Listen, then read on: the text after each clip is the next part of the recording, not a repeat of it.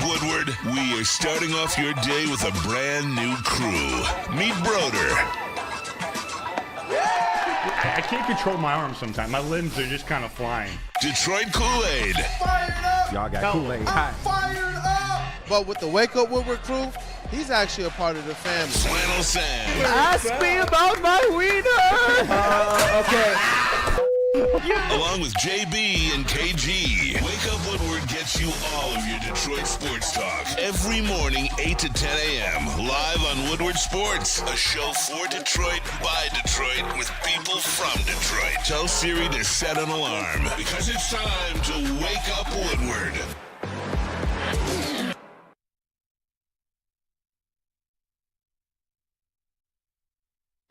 What up, though, people? Welcome to Wake Up Woodward. We appreciate you guys for choosing to kick off your day with the WUW Crew. Hey, man. Hey, look, we're amongst the clouds this morning, man. I love it. I love it. I love it. Chat family, as always, you all are the most important part of Wake Up Woodward. So go on ahead and smash that like button. Let's run up those likes today. Why? Because we love Detroit sports. Why? Because we love the great state of pure Michigan. Why? We love you guys, and I'm hoping that you guys love Wake Up Woodward as well. It's your boy Brandon Dent, a.k.a. Detroit Kool-Aid, your credentialed Pistons reporter and writer for the network. And we got a full show. Excited. We got the legend Rod Beard on the way, and Flannel Sam, the vet of the squad, the vet of the network. The more things change, the more things stay the same. Speaking of change, don't let Monday fool you. I am still a changed man. I am like an addict who relapsed. That's what I am. I am on one.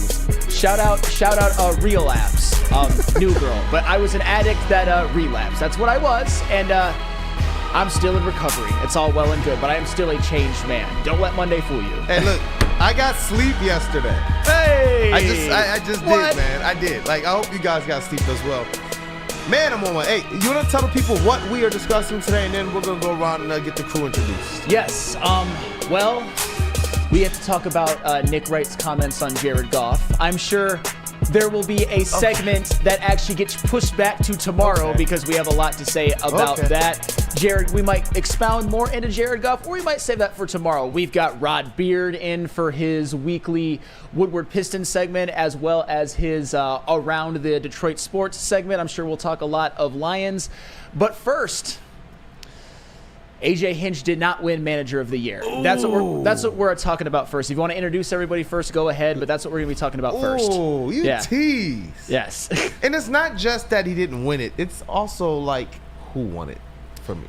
Okay. But Chase, GPT Cavassier Chase, what up, though, this morning? Yo, what up, everybody? I hope you're fired up for a Victory Wednesday. Boom! The victory cannon is in Mount Pleasant. Fire up chips. Fire up chips, fire up chips, fire up chips. So the victory cannon versus the big musket? CMU defeated Western last night, 16-14. Even after they took our punt return off the scoreboard, we just said, F it, we're going to bleed out the clock. Handed them, I don't know how many. Talk. Yeah, we're not going bowling. We're 4-7. Yeah, we might not be good, but we still beat you. So have fun sitting back home. You know, your sorry ass is in Waldo Stadium and stinky ass Kalamazoo. You lost. Enjoy the L. Suck on that. Kalamazoo. Don't we have somebody on this show? That dude Justin up there in Kalamazoo? Yeah. Hey, and shout out to our brother Matthew Broder. I'm glad you get to talk your talk, though. It's been a week for you, man. It's been a week. Yeah. Fantasy going well. Hey, I see, you know what, the C and the C.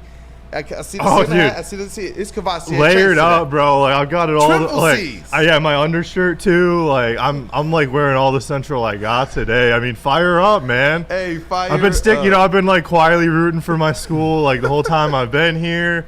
You know, like I said, are we winning national championships? No, but we're putting #1 picks in the NFL. You know, so like Eric Fisher, shout out, Super Bowl champion. Super Bowl champion, one of the best receivers to ever play the game. The fact that Antonio Brown went to Central is just, it's crazy. But hey, it's something that probably one of Central's most, alums you're most proud of, as he should be. Yeah, I don't think Western has any current starting quarterbacks in the NFL right now, do they?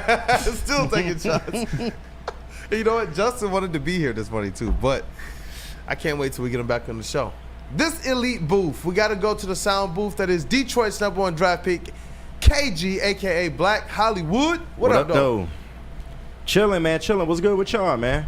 Hey, glad to be here with you guys. It's the middle of the week. We got the legend on the way. And we got a lot of sports that we get to break down and talk about. Mr. Woodward Sports MVP in the TD booth. I had to put a little bit more spec on there today. Mr. Woodward Sports MVP. That's JB Smooth. What up, though, brother? Hey, yo, fire up Chips. Shout out Chase over there. Sorry, Justin, maybe next time. But, I mean, Chase is spitting facts over here. #1 wide receiver in the NFL. #1 draft picks in the NFL. And Cooper Rush. Can't complain. Cooper Rush. Hey, well, you know what? You talked about it, and it's interesting that our Detroit sports teams, even now with the Tigers not playing, they're going to find themselves still relevant within sports discussion because of the season that they had. So I'm going to let this count. I'll allow this. This is November in the D right now. Of course. Now, it should be us celebrating a couple of dubs, and we still have to wait and see what goes on with Tarek Skubal tonight, 6 o'clock? Yeah. To see if he takes home the AL Cy Young honors. He should. Yeah. I thought, though, A.J. Hinch should have been manager of the year. And instead, it goes to that team down south. Yeah. You hinted. See, I want to get your thoughts first because you hinted something before that you are upset, of course, that A.J. Hinch didn't get it. I think all of us would agree that if we had a vote, we'd all vote for A.J. Hinch. I don't think I don't think you guys mind speaking for me, right? No. That's fair. No. Yeah. But you said something that you were upset that Stephen Vogt got it. I want you to expound on that a little bit because I'm curious. I'm interested. Because of the expectation. I believe that A.J. Hinch was one of those people that it kind of took this team from nothing to something, and we could see his imprint on it. Even, listen, even his most famed detractors, like Flannel Sam, wound up having to put on full-on retractions. I did. Yeah, and there was more than that. It was all of us. All of us, they got to a point where all of us said something that was like, yo, does he have this thing figured out? But as the season continued to roll on, we realized no matter really what this thing was throwing at him, the talent dictated that this season was always going to be up and down.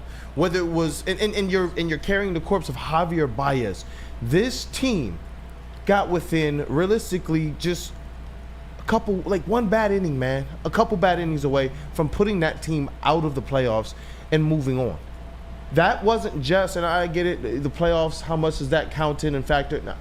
The playoffs to me was a microcosm of who A.J. Hinch was all regular season. And to me, he was an equalizer. He was a difference maker. And he was somebody that kind of took this hodgepodge of talent and made it work. Like, we all talk about the fact that you have this addition by subtraction with Javier Baez. But when you look at the replacement, it wasn't necessarily addition. It was just less bad. And he made that look good. That, to me, is the definition of a manager of the year. You took a team that nobody had expectations for. Even Detroit. Not a lot of people had expectations for it. We were a little homerism on opening day, maybe too many Long Islands, but we don't really care. You know, too many long drinks, but we don't really care. We knew what we kind of saw, and that is what I believe did fuel mid-season some of what you were talking about against A.J. Hinch. But as it continued to play itself out over the course of the season, we saw he's a special manager, and he did something really special with the Tigers team this year. Absolutely, he did. KG, I want your thoughts on this because I know you probably feel pretty strong, and I'm just curious to get everybody's opinion. Yeah, while I won't say that Stephen Vogt wasn't necessarily deserving of the award, I do absolutely feel that A.J. Hinch has won the manager of the year, and it's not just how he did it in the playoffs. A good number of the Tigers' wins this year came from A.J. Hinch's managerial decisions, man. And then you add to the fact he dealt with all these injuries. Then you add to the fact, he had one starting pitcher in the closing stretch of a season that literally had to carry him through a round and a half of the playoffs. I just feel like, he showed more than enough to warrant the award. But I can't necessarily blame, the year that Cleveland had was really good. I'm not sure they had expectations to, dominate the AL Central like they did. But at the same time, Stephen Vogt is really good. But I just know what we have here in A.J. Hinch. And I felt like he won the award, and the playoffs should have, been the nail in the coffin. See, I'm glad that you framed it that way because to me, there are two guys that were the most deserving, and that was A.J. Hinch being the most deserving, in my opinion, and Stephen Vogt being second. I think the more egregious is that A.J. Hinch finished behind Mike Cotaro, because on surface, you look at they were a 56-win team and then they go to the playoffs. Obviously, the manager gets credit for that, and on the surface, that looks like an amazing turnaround because it was an amazing turnaround. But to me, guys like Stephen Vogt and guys like A.J. Hinch had to do more managing. With Kansas City, Mike Cotaro is not responsible for Bobby Witt Jr. maybe being the best baseball player on earth, having probably the second best season out of any AL player next to Aaron Judge. Mike Cotaro is not responsible for Seth Lugo being probably the most under-the-radar great addition. The addition of Seth Lugo, believe it or not, and a lot of people are going to think this sounds crazy, but in terms of importance to its team, it's in the same room as Juan Soto to the Yankees. Yeah. The Kansas City Royals do not make the playoffs without Seth Lugo. He went from being a lifetime mid-pitcher to a Cy Young candidate. That's a fact. They also acquired Michael Wacha. Salvador Perez turned back the clock. A lot of what Mike Cotaro did because he had a better pitching staff was send those guys out there, because Brady Singer as well was a big part of it, as well as Cole Reagans, and let the pitching staff, let the starting pitchers do most of the legwork. When I look at managing, one of the biggest things that I look at is how do you handle a bullpen? And to me, it was no doubt the two best at doing that this season were A.J. Hinch and Stephen Vogt. When you look at A.J. Hinch, we look at the last part of the season when they went on that run. It was winning games with pitching chaos. It's managing that bullpen perfectly. It's putting guys in the right situations to succeed, like the Bo Briskys, like the Sean Gunthers, like the Hanafis, like even the Ty Maddens and the Brant Herders. And when you look at Stephen Vogt, it's the fact that throughout the entire year, Cleveland had the least amount of quality starts of any team in the American League. The least. And the way that he was able to manage the Cleveland bullpen, having guys like Hunter Gaddis having career seasons, and Tim Herron and Cade Smith being a rookie, and Eli Morgan, all of whose ERAs were under 2, that's, to me, says a lot about the job that Stephen Vogt did. Because I'll tell you what, they weren't planned pitching chaos days, but when you send Tristan McKenzie or Carlos Carrasco out there to get shelled, you have a pitching chaos day without even planning for it. And I thought Stephen Vogt handled that beautifully, and I thought that what A.J. Hinch did in that run to end the season, it was magical. I would have voted for Hinch, no doubt about it. I don't think it was egregious that Stephen Vogt won. I think it was more egregious that A.J. Hinch finished behind Mike Cotaro. At it a little bit more as egregious is where is the expectation? Like, I can talk about the job that was done managing. Sure. Over there with Cleveland. But for me, it's just like I expected that. I remember what we were doing at the beginning of the season, talking about what teams we thought were going to be up top, which teams we thought the Tigers had to jump over.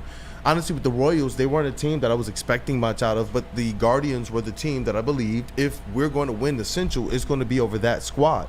So I'm not saying, okay, don't give him his props for basically meeting the expectation. But the second half of the season, as soon as the Detroit Tigers got a few things together, they were literally the best team in all of baseball for a large stretch. Not for like just a little run, like how we be talking about the Pistons 10-14. What'd you say, KG? No, I said it was like 2 or 3 months. That's what I'm saying. For a long time. And when you looked at what the product was, that to me, what he was doing, it just to me was more impressive. And you know what? I would have voted for A.J. Hinch. The one pushback that I will give was Cleveland was a 76-win team last year. You can say that they had higher expectations than the Tigers, but they were a 76-win team. So I give a lot of credit to Stephen Vogt. I give a lot of credit to A.J. Hinch. And even Mike Cotaro deserves some credit. I just think more of the credit should be given to the personnel than to Mike Cotaro. But the bottom line is A.J. Hinch, he was responsible for my worst take in the history of humankind. Yeah. And I will always be grateful to him for that. I'm ashamed and I you was on guys the will desk clown with you me that forever. KG, you clowned me when it happened. AJ Hinch absolutely deserved Manager of the Year, and I wish he would have been rewarded for it. It's just Stephen Vogt did a really good job as well. That's all I'm saying. It still should have been Hinch. But AJ did it with lesser parts. I guess we can say that. He did it with platoon guys and one pitcher. That's all I'm saying. But here's the thing. I think calling Kerry Carpenter a platoon guy is a little bit disrespectful. Not necessarily him, but there are other people on this team. I mean, Andy Abandias had to save you in a playoff game. People got hurt. People fell off. You talk about managing a bullpen. Right. AJ Hinch had to manage almost 2 or 3 different versions of the bullpen because how they started was not how they ended the year. The pitchers that were at the top, we were like, wow. We were talking Shelby Miller at the beginning of the season. And then how the thing ended, it was just like, he's not just shuffling around the batting order in the lineup and dealing with different personnel in and out, but also on the pitching staff. And that's why I'm like, this was just basically like Scooble and AJ Hinch just kind of doing their thing the entire year.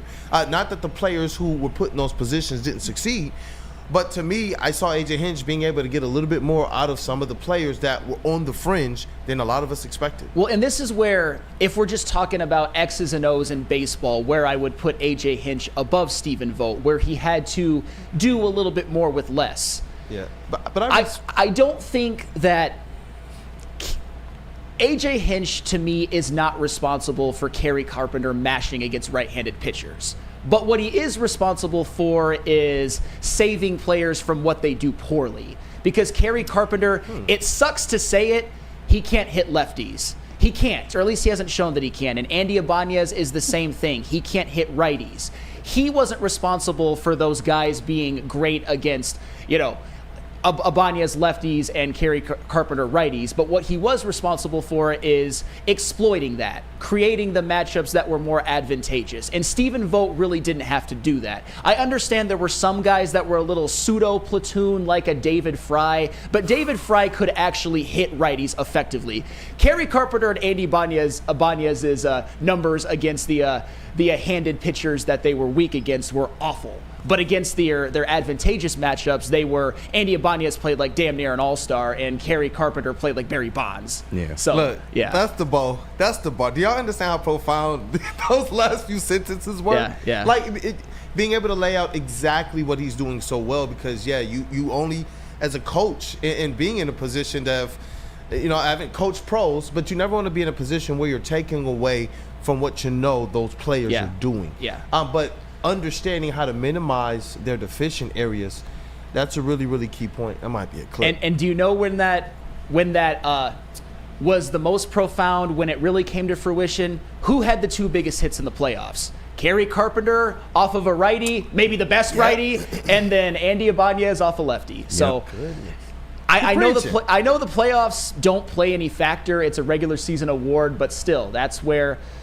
it was really, the proof was in the pudding that AJ Hinch, and I'm not disrespecting Andy Ibanez and Kerry Carpenter by saying this, kind of protected them from themselves. But what's also true is that hitting right-handed pitching is the greatest gadget skill you can have, because you will face far more right-handed pitchers than left-handed pitchers. It's a fact. That's a bar. Yeah. That's a bar. Man, and you know what? I mad respect to you guys as well. I like the way you guys laid it out. You guys know me. It's Detroit versus everybody. Obviously, with Pistons, we get a little bit more granular when I'm talking. But you're right. The season that they had, the expectations, the way you laid it out, it wasn't just the stats. It was also the narratives as well, and highlighting what he did good. And that's what I appreciate about the process that we take with breaking this stuff down. We're always going to make sure that if our team deserves it. You said, I still think AJ Hinch deserves it. Of course. And you broke it down, and that's why I wanted to be able to make sure we took a little time to point people's attention back to those last few sentences. It was a bar, man. And yes, and speaking of things that deserve our attention, I have a sneaking suspicion that this next topic will take us all the way to Rod Beard. Yeah. So we're going to have to save one of them for tomorrow, but that's okay. There is that no makes my job talking about this segment. There is no because that makes my job a little bit easier. This is on me. But do you know where you can always find a good time? That's Second Best Bar. Yeah, man. You know what? It is the best Lions pregame party experience, period. Like, listen, hard stop. You guys got to get there. You're going to be able to see Kavasier Chase. You're going to be able to see Neil Rule, Mr. Elite himself. You're going to be able to see Sean Baligian and all the other Woodward Sports personalities you never know who's going to show up. There's a lot of different fans in the area. Why? This is right in the middle of downtown Detroit. That is Second Best Bar, 42 Watson Street, and it is the ultimate fan experience. So you get to enjoy a little smooth to the more do Irish whiskey while catching the Woodward Sports pregame show. It's the best party in town, man. Second Best Bar. Come get some. Walk into any Lady Jane's Haircuts for Men today. Open 7 days a week. Sit back, relax, and enjoy precision haircut, scalp massage, hot leather neck shave, and hot towel treatment from one of our talented stylists. Step up your game this season and take advantage of our $20 haircut special. Scan the QR code and get your coupon today. Lady Jane's Haircuts for Men, the ultimate haircut experience. Open 7 days a week. Walk-ins always welcome. Lady Jane's Haircuts for Men. It's wicked awesome. Love Woodward Sports? Love wearing clothes? Then you should be wearing Woodward Sports clothes. Check out our full line of merch at woodwardsports.com. Just click on Shop. We have all your favorite designs, like Dan Campbell kneecaps, Woodward Golf, and of course, our own logoed out merchandise. Men, women, infants, kids all love Woodward Sports. Impress your friends. Impress your boss. Impress your dog. Buy Woodward Sports merch today. It's the New Holland Brewing Company Lions pregame watch party. Every Lions home game live from Second Best Bar, Detroit. Enjoy the pregame hype with a live broadcast every week with Woodward Sports personalities like Neil Rule, Sean Belegian, and the Heavyweights.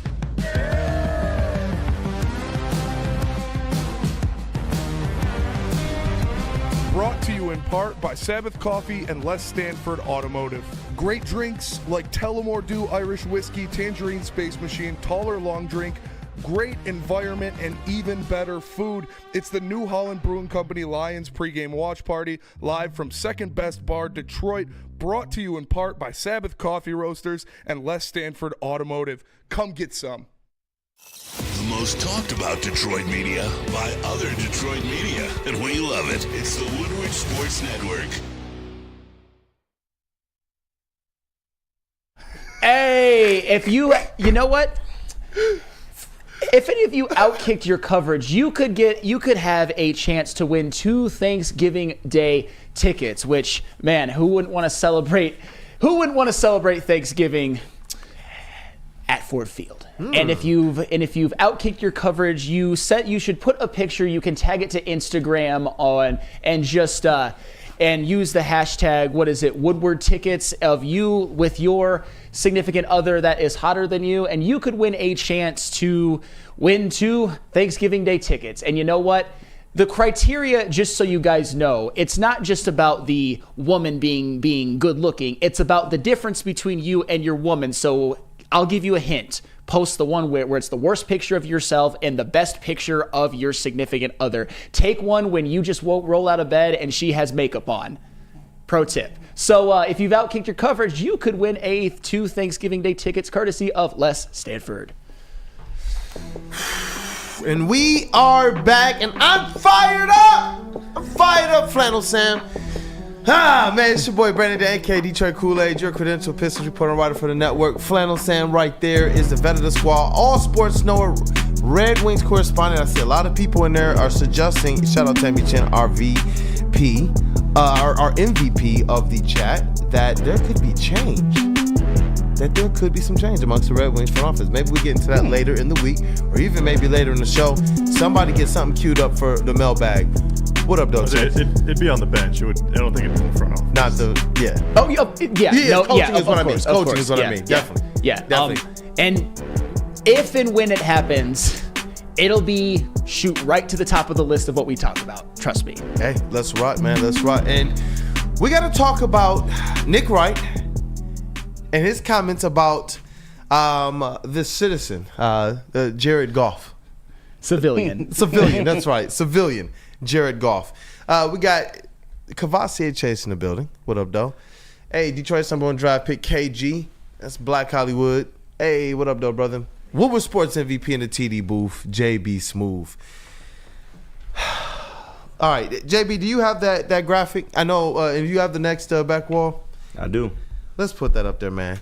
And we got to make sure that we pay him his right. There it was like Lalonde yesterday, where they chose the least flattering picture on purpose. I love it. I think Easy might have made this graphic in particular. Yeah. Shout out to Easy.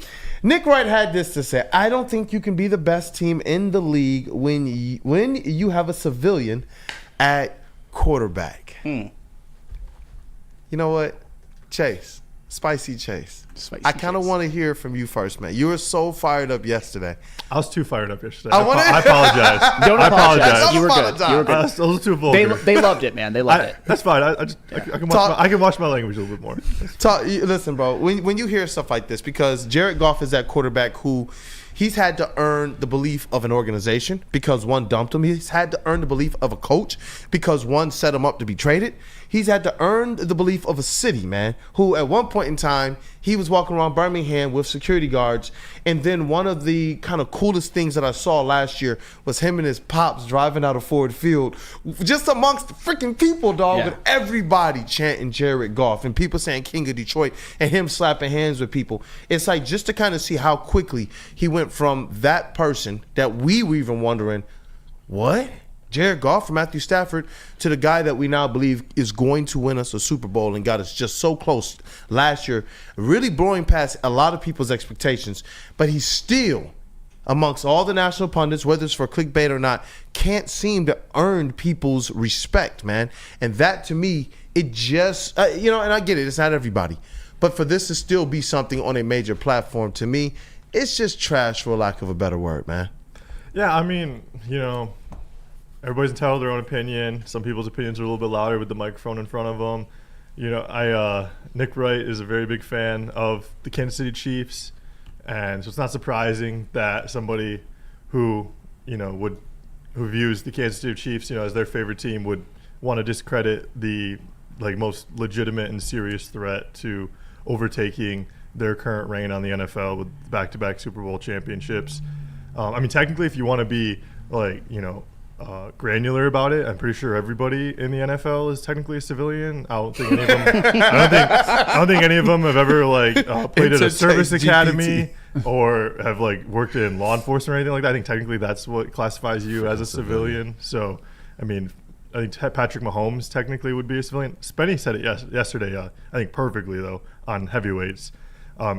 Kurt Warner went from bagging groceries to running the greatest show on turf. So if you want to talk about, I see the real K77 said it. Yeah. He just said Kurt Warner was a civilian. Yeah, and people are talking about it in the chat as well. I saw somebody else as well just rolling back and bringing it up too. So what he thinks has no bearing on what the Lions are going to do on the field, how they think or prepare in that locker room. So his name's Nick Wright. We'll call him Nick Incorrect. I like how you did that because it's Nick Wrong is too easy, and people have taken that. Nick Incorrect is good. Why not? Why not the original? Chase GPT refuses to be held down by Cavassier Chase. KG, man, this stuff, it gets on my freaking nerves, bro, because I'm just like, at what point in time is our guy just a guy that can get the type of respect? And I guess you got to put up Super Bowl rings, but there are other quarterbacks that can even come in as a rookie and get instant glaze, because there was also another quarterback by the name of Caleb Williams, who this guy said was ready to knock off the Lions in the NFC division. And I'm just like, in the NFC North division. And now all of a sudden you're doubling it up with this type of stuff. And for me, I'm glad that we have the platform that we do. Who knows what types of mountains we move, what types of waves we make, but we get the opportunity to talk this stuff, because if not, I remember the days where all of the other type of narratives were avalanches against our players, against our city. And now we get an opportunity to sit here and talk. Like the comments about J-Mo. Mm-hmm. That stuff is just like, wow, where is this coming from? We got a team that is humming right now. We got a team that's playing like one of the best teams, the best Lions team I've ever seen, period. Breaking records, and you got a quarterback who's putting up perfect halves, perfect ratings, perfect games, found a way to sneak into the Hall of Fame. They don't put his jersey there. And this is still the narrative. It's just like, what are we doing? This guy also said that the Bears will represent the NFC. So just cite your source before you really read into what the fuck he talking about. But to be honest, I'm sick of talking about this, because this response was kind of created in a boardroom, like the one next to the studio right here. Like, if you don't like Jared Goff, that's fine. If you don't watch the games, that's fine. If you want to critique his play, that's fine too. But to call him a civilian, to me, that shit is kind of lame, bro. That just completely flies in the face of what this man has done during his career. I mean, he's been a part of 2 franchises turning the corner and turning it around. He's been to a Super Bowl, and yes, okay, he had a team around him. Whoop did he fucking do? Guess what? They don't run the ball. They don't run the ball 100 times in football games. What did he do reference out of KG today? You heat it, and you trying to stay measured. Nah, man, I'm really sick of talking, because this is what he wanted. This is what the goal of this was to have us on our shows respectively talking about this crap But like I said, man, you don't run the ball 100 times in a football game. He still had to go out there and make the plays. He's gotten to a Super Bowl. He's been top 5 in QB stats for the past few years now. And like I said, for anybody that hates Jared Goff at this point, you either have a preconceived notion of what he was as a Ram, or you just don't like the guy, and that's fine too. But to call him a civilian, I just felt like that was disrespectful. Like, somebody can come off the street and do what Jared Goff is doing this year. Like you said, he got his jersey in Canton for all the perfect games that he's putting up. Like, the completion percentage off the charts, man. He's shattering his career like numbers like crazily this year. Like, I just don't know what else you want from Jared Goff at this point. I love that Jared Goff is the type of guy who can shake off all the narratives and is literally playing through it with Detroit across his chest. And that's the way that he loves it. Like, from his comments day one, and how he's just continued to fall in love with the city and the city back is where I'm glad that, you know what, for me, it's not really about Nick Wright. You want to lob it up and give me the opportunity to basically put on for Jared Goff, then I would definitely dunk that. You know what I mean? From a national platform, you want to do this type of stuff because all of a sudden, this is the type of thing that when we're sitting here wondering why our players and our managers are getting screwed out of things that we believe should be, well, how much is it from the narrative perspective, the narrative, and the national narrative? No matter how clickbaity we can think it is, this is what's put out there. And this isn't the first time. We go back to last season. No matter how we want to parse it or break it down, we also got Cam Newton putting out a narrative that has a negative connotation towards a Jared Goff. And he was a former NFL MVP. And that's what I'm talking about. So for us, we get the opportunity instead to say, you know what, if we're going to talk about this stuff, this is the way that it's going to be. And that's what I'm talking about. We just saw AJ Hinch get, in my opinion, robbed. That's me, snubbed. And not just not winning the award, but landing behind people that we all know and believe he outperformed and outmanaged. But JB Smooth, man, what up, though, with you? Jared Goff, Nick Wright, JG, it seems like he's still trying to win over even some Detroit fans, man. I mean, I don't think he's trying to win over Detroit fans. Hell, he's trying to win over sports media as it is. But let's be real. This is all just for clickbait. When's the last time this man has ever been relevant or we even care about what this man thinks? It's been some time. And now he's just trying to throw this out there to be clickbaity, to sit here and get his name back up here in the world, in the universe, so people can recognize and remember who the hell this man is. I mean, come on. I, for real, think he probably started this with flannel. Okay. See, that was below the belt. I had the Lions number 1. I'm joking, Flat. I'm joking. It was Nick Wright all by himself with the whole Kansas City thing. But it amazes me that, you know what, you can sit here and compare these two guys together, and one's just a civilian and the other's an elite quarterback. Right. So I don't know what's wrong what here. What are we talking about? Hey, bro, you went and got the CVS receipts. Huh? Put that back up there, man. Let me see that. He's done more than some of y'all favorite quarterbacks. JB saw the show sheet, and you understood the assignment, huh? He come back there cooking. He was just over there waiting, just ready. Pass him the rock, and my man is hitting threes. Let me see the 3-point celebration real quick, JB Smooth. One's a civilian, the other's an elite quarterback. I'm just saying. I love it, dog. And you know what? Terrell from FL, he says, because earlier in the conversation, I said, you know what, Jared Goff, I get it, he's going to have to get those rings to be viewed as a Mahomes, but there are other quarterbacks who seem to get this type of rarefied air, and they don't have rings, and to me, they haven't met the expectation. Terrell from FL says, Allen has no rings, and Lamar is one of the biggest chokers in the league, Flannel. I agree with the Lamar thing, and I have to fight the Lamar defenders on the daily. Trust me. With the Josh Allen thing, the one thing I'll say about Josh Allen is he's one of 7 quarterbacks in NFL history with a playoff quarterback rating over 100. I think he's been more of a hard luck playoff quarterback than a bad playoff quarterback. But still, the reality is there's a big group of quarterbacks in the NFL right now. The only one who really isn't is Mahomes when it comes to the young quarterbacks that are starving for a Super Bowl ring, that it would do wonders to their legacy. And Jared Goff is one of them. And Jared Goff, to me, is the one who is most likely to cash in this year because I think the Lions are the Super Bowl favorites. So I think we all believe that Jared Goff will lead this team to a Super Bowl. I mean, I think I'm speaking for everybody here, right? Yeah, you're doing a good job with that today. Clearly. Do it. Like that's exactly it. I've seen him do it. I can believe it because it's tangible. I've seen it. There's evidence of him getting to a Super Bowl. Yep. Say what you want about the guy. Like I said, the plays still had to be made. And he's got all the playoff wins, more than a lot of your favorite quarterbacks on this list. He's got more postseason accomplishments than a lot of your favorite quarterbacks on this list. That's all I'm saying. Yep. Yeah, and that's why with the platform that we have, we get the opportunity to respond to these types of things, as well as we don't just talk about Jared Goff in response to these things. After the games, we go and we break down how good he is. After the games, we go down and we break down just how magnificent this, like a run he's on right now. After the games, we go and we're breaking down 5 interceptions, but it doesn't matter. Look how much he can come back and clean up. Why? Because how important is that in the playoffs? We saw us beat teams because if the other quarterbacks couldn't play clean, it was dead in the water for them. We've seen our quarterback, what used to be, if he doesn't play clean, you don't win.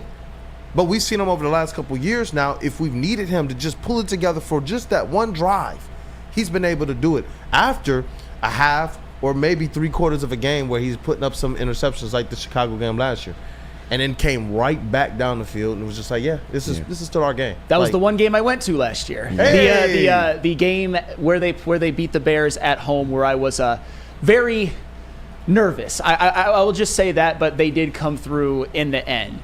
My take on this Nick Wright thing is slightly different, but more the same. We're going to agree more than we disagree on this. I think what Nick Wright said was stupid, but I think Nick Wright's biggest, I would say, crime in this was his choice of words when he said civilian. That's the thing. Because I don't think he meant. Be heated though. I don't think he meant that Flannel Sam could just come off of the streets and play quarterback for the Lions. What did he mean? That's what he said. Hold on. That's a clear distinction that he is not like the other guys. That is a clear distinction of that. But you said that it's like he's saying that somebody can come off the street. I don't think that's what he meant, because when he listed his Mahomes mountain, I think either later that day or the next day, he had Jared Goff at 7th. Which this year, I don't think he's 7th. I think in the MVP race, he's top 2. But in terms of if you're ranking quarterbacks all-encompassing, I don't think 7 is that egregious of a spot, just when it comes to everything all in totality. So to me, it's more about the terminology, and I also think this is the wrong year and the wrong time. I think what Nick Wright meant, and I disagree, by the way, is that Jared Goff is somebody who's more successful because of his situation than because he's a great quarterback. But this year's the wrong year to say that, because he's at worst second in MVP ranking. You can't have that. You can't say that this year. Isn't that a really dumb argument to make, though? Because take away Andy Reid and take from the Kansas City Chiefs and put Patrick Mahomes on the Bears, and what happens there with all that dysfunction? But the problem though is that with Andy Reid and with a lot of the advantages, he does have 3 Super Bowl MVPs and 2 regular season MVPs. Right. All the the situation around him, all the he has a lot of all pros, Pro Bowlers, Hall of Fame level talent who's played alongside him as well. Situationally, that doesn't yield for Patrick Mahomes to benefit from those around him as well. But along with the referees? Well, can we agree though that there's a lot of quarterbacks with good situations, and nobody's accomplished now with what Mahomes anybody who wins and succeeds in this league is in a good situation. Sure, you have to 100%. You have to have a good team around you to win. A competent organization. I understand that, but why? I just don't understand the need to tear down Patrick Mahomes. If you want to tear down, honestly, let me just get this off. If you want to tear down Josh Allen, I disagree, but I can see it. That's my point. If you want to tear down Joe Burrow, I firmly disagree. You saw me bang my fucking head against the desk because of it. I disagree, but I can at least see your point. Same with Lamar Jackson. Same with a Justin Herbert. But right now, if we're talking, and I don't want to make this about Mahomes, what Mahomes has accomplished in his first 5 seasons is basically Jordan after his first retirement, and everybody else is the Clyde Drexlers and the Hakeem Olajuwons, the Charles Barkleys, and the Dominique Wilkinses of the world. What was Jordan without Scottie Pippen and Phil Jackson? Sure, but he accomplished all of that. Okay, though. but with all, that's the thing though, with all those other things around him, and that's what we're trying to take away from Jared Goff, but not also acknowledge when it comes to all these other greats that we're comparing him to. No, I'm not taking it away from Jared Goff. My point when it comes to Goff is that, and this is where a lot of people are going to get mad at me, but I have to just be honest. we are letting, and I get it because he's our quarterback. I love him as well. He's putting up an MVP season. We're letting him skip steps. We're acting like he's already Jesus Christ as a quarterback right now. He needs to actually, and I'm not saying he hasn't accomplished enough yet. He has done great for the Lions. We tear down Josh Allen. We tear down Joe Burrow.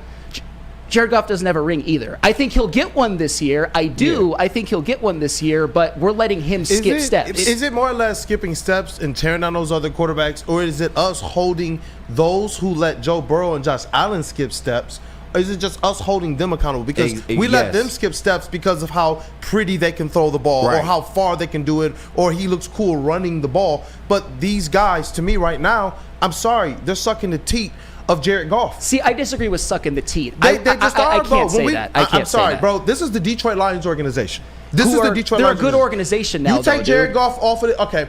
Bro, we saw Matthew Stafford here, and there were times where that defense. Is he a civilian? You can say Stafford skipped steps. He never won a playoff game, never won a division here. And they made him the highest paid player in the league at one point. But he's not. He was never talked about as one of the best quarterbacks in the league. We hate him now. We hate him like that, though. We cheer that Kirby Joseph is booing a jersey of him. As soon as he got to the Rams, just like they all of a sudden were talking about Stafford as one of the best quarterbacks. The stupid narratives of how the Lions held him back. They did hold him back. How did they not? They held him back.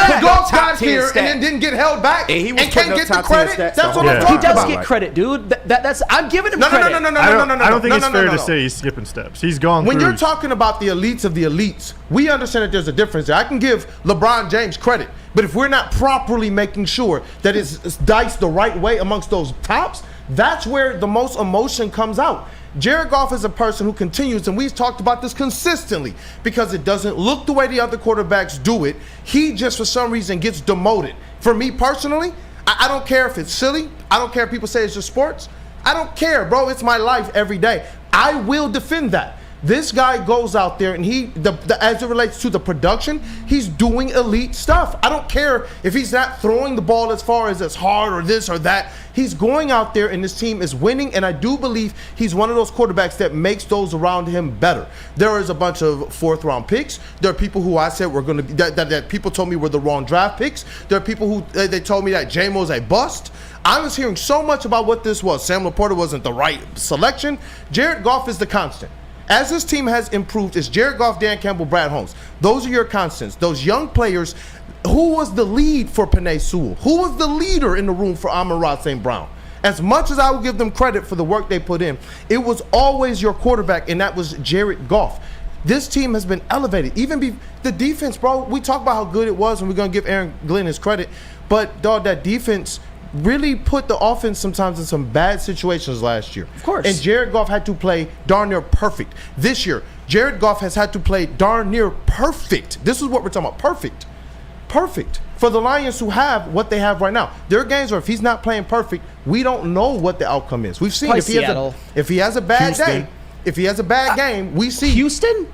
No, they won that game. That's what I'm saying. If Jared he has a bad did not day, have a good game that game. They almost lost because of that. That's what I'm saying. If he just so happens to sneeze, then all of a sudden, it's a ripple effect. 5 throughout interceptions everything, is not a sneeze. I promise. 2 interceptions against the Bears was a sneeze. I promise you that yes or no? I promise you that we agree a lot more than we disagree. Yeah. I just don't like the idea of tearing down everybody else. And I don't think it's tearing down. Okay. And we're not necessarily tearing them down, but they all end up at the same place after the playoffs is over. That's they all have zero. So why do they get to be on the mountain that you're saying Jared Goff shouldn't be on? The difference is Jared Goff's been to 2 NFC championships in a Super Bowl. I can't say that for Josh Allen. Joe Burrow only been once. So I'm just saying, that's all. Well, Joe Burrow's also been to a Super Bowl and an AFC championship. I said he's only been once, though. If you want to just, because I don't even put that as the criteria.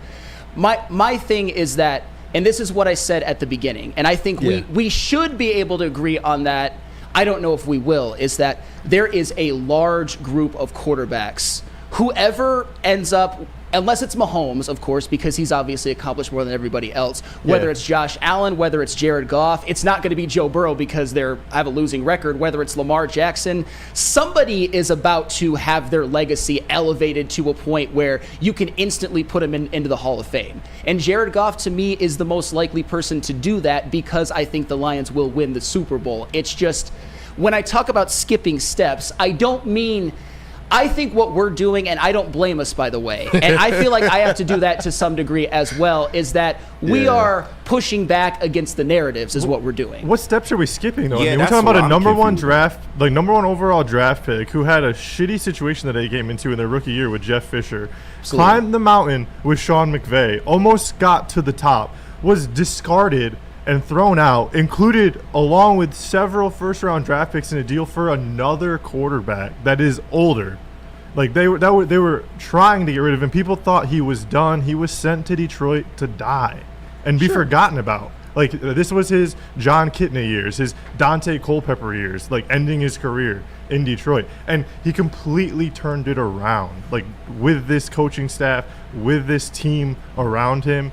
Like, there's no way you can say that this guy has skipped steps. If this was the first year that we saw the Lions have any sort of success with Jared Goff and he just came onto this team in the offseason, sure, you can maybe say they're like getting a little bit of put the cart before the horse. But no way in this growth that we've seen year after year can you say that we're skipping steps and putting this guy ahead of where he should be ranked. It's not about his development. It's not about his progress, because I believe, as I said, his first season with the Lions, obviously it was a shit situation still, and every year since he's been a great quarterback, and this year he could damn near win the MVP, especially if he continues like this and the Lions continue to win games. It's more about the narratives. It's more about our need, and I know you guys say that you don't do this to like elevate Jared Goff over everyone, including sometimes Patrick Mahomes, and I think that that's crazy. We've never elevated him over Patrick Mahomes. But we do. Look at the chat.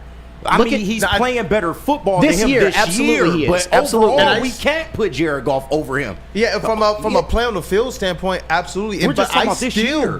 I always tip the cap to ceding to the fact that he does have the rings, because I know that, like with our 04 team, I want the respect, 04 Pistons, for the fact that they went out there and they won the ring. No matter how talented you think they are, they aren't. I don't care. That's going to be the objective, like a button pusher for me. So I'm not going to be a hypocrite in that regard. So Mahomes is the one that I would generally acquiesce on. But those other ones, and that's why we brought up some of those other quarterbacks, are the ones where I'm like, okay, for as much as you guys are talking about, we keep seeing these. I was told that Kyler Murray was a great quarterback. That's what I'm saying. But in each of these games, the one that I'm seeing that's looking like the better quarterback, no matter if Geno Smith is throwing the yards, he didn't look like a better quarterback than Jared Goff. Each one of these games, I keep seeing him against Matthew Stafford. He could throw the yards. Jared Goff looked like a more cerebral, like mindful quarterback on the field. Taking care of his teammates. They're not getting blasted every time they're catching the ball. They're able to catch it in space. Was it Baldinger or was it Dano? One of those just broke down. I think it might have been Dan Orlovsky, who broke down what Jared Goff is super elite at and what he does better than anybody else in the league, and that's throwing his receivers into yak. Some guys, they catch the ball and it is the moves they make, but he highlighted the play with Jameson Williams. The window that Jared Goff threw it well before the break. Like, I'm sitting here like, bro, when I actually saw when he threw him, like, that's an interception. But no, the whole way the play design went, I was just like, this is brilliant. And when they sit there and they say, we know Jared Goff can make any throw we'd ask him to, and I look at that play that went for however many yards it did for a touchdown, I'm just like, this guy does not get the credit he deserves. But when they start to break down the film, all of a sudden, he's looking really, really elite. And I think maybe that's the thing. He's this guy that they can just choose to make this afterthought while they use narratives to prop up other people and allow them to skip steps. Whereas when you break it down, I'm seeing a quarterback who's doing stuff that I didn't even see Matthew Stafford doing, even though Stafford had the arm. And, and I see Graham, he said, think about it, Stafford won the Super Bowl easy with what Goff couldn't. Did I miss where did they sell out their future to help Goff win? And they signed free agents. No, but what I'm saying, did they sell out their future to help Goff win? No, they had to sell out their future to help Stafford win. You know what's crazy? The Lions of all teams didn't have to sell crap, bro, to help Jared Goff get to where he's at right now. That's what I'm talking about, and it's a complete difference for me when I'm talking. Man, it's the truth. So, but like we're acting like Matthew Stafford's Super Bowl with the Rams meant nothing. That's insane to me. I'm not saying it meant nothing. He but threw 50 touchdowns in the playoffs in regular season, man. To say the narrative is that he did with something with what Jared Goff couldn't, that's just false.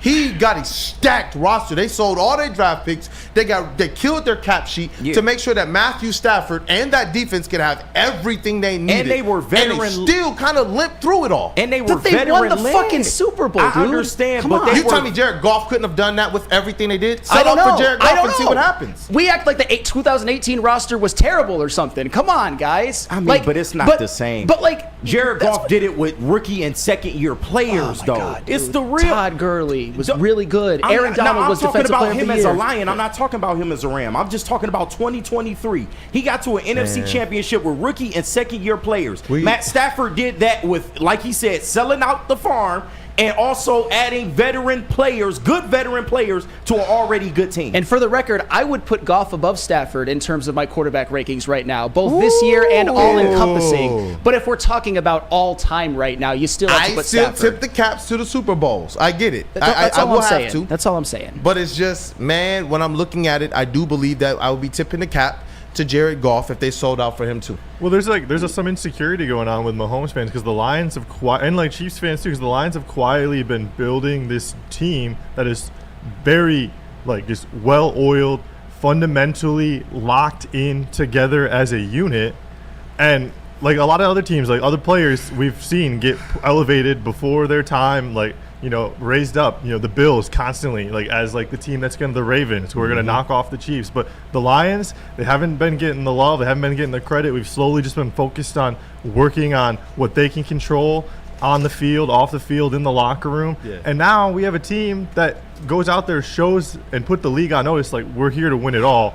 And now that there's a serious contender, someone who actually shakes fear into the boots of the Kansas City fans and Mahomes fans, they realize that it's the Lions are not only the Lions here, but there's a little bit of a fundamental fear that any acknowledgement that Patrick Mahomes isn't or any other player as having a better season than Patrick Mahomes is somehow tarnishing the legacy that he has. He's a great player with 3 Super Bowl championships, but just because he's having a bad year doesn't take away from that.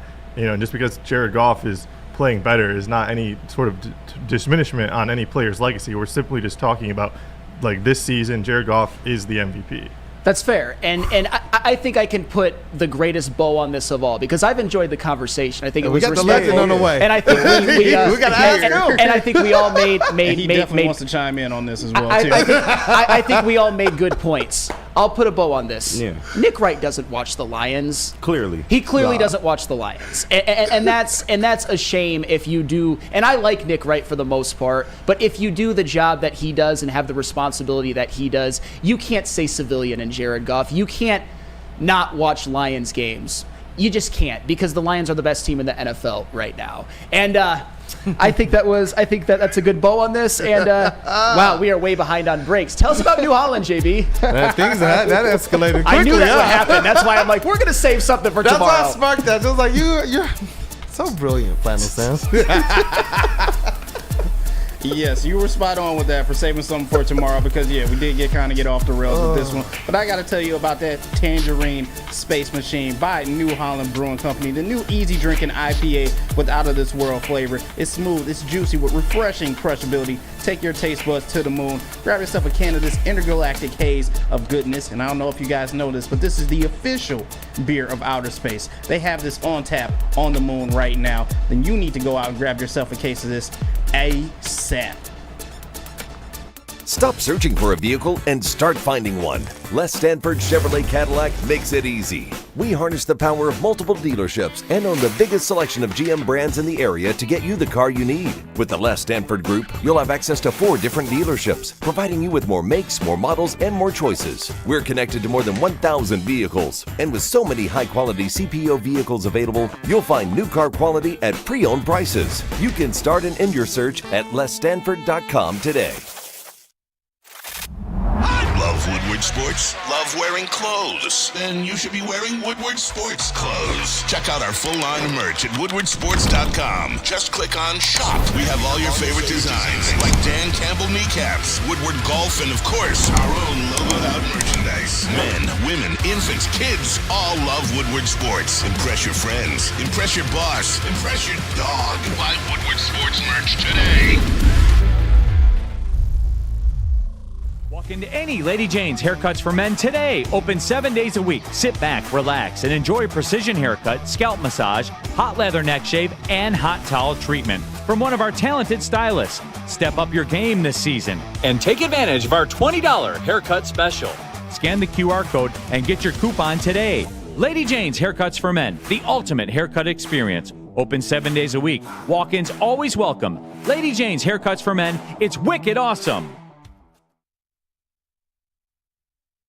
Hey, it's Planet Fitness, where your fitness is essential. They have 50+ Metro Detroit locations, and if you want to get in shape on the cheap, you got to go to Planet Fitness because they got $15 memberships, or you can upgrade to a slight upcharge and get the black card where you have more amenities, and you can go to any Planet Fitness across the United States. It's Planet Fitness, where your fitness is essential, and you got to work out and get in shape, especially if you want to have that glow up if you just got divorced. And KDK can help you with that as well.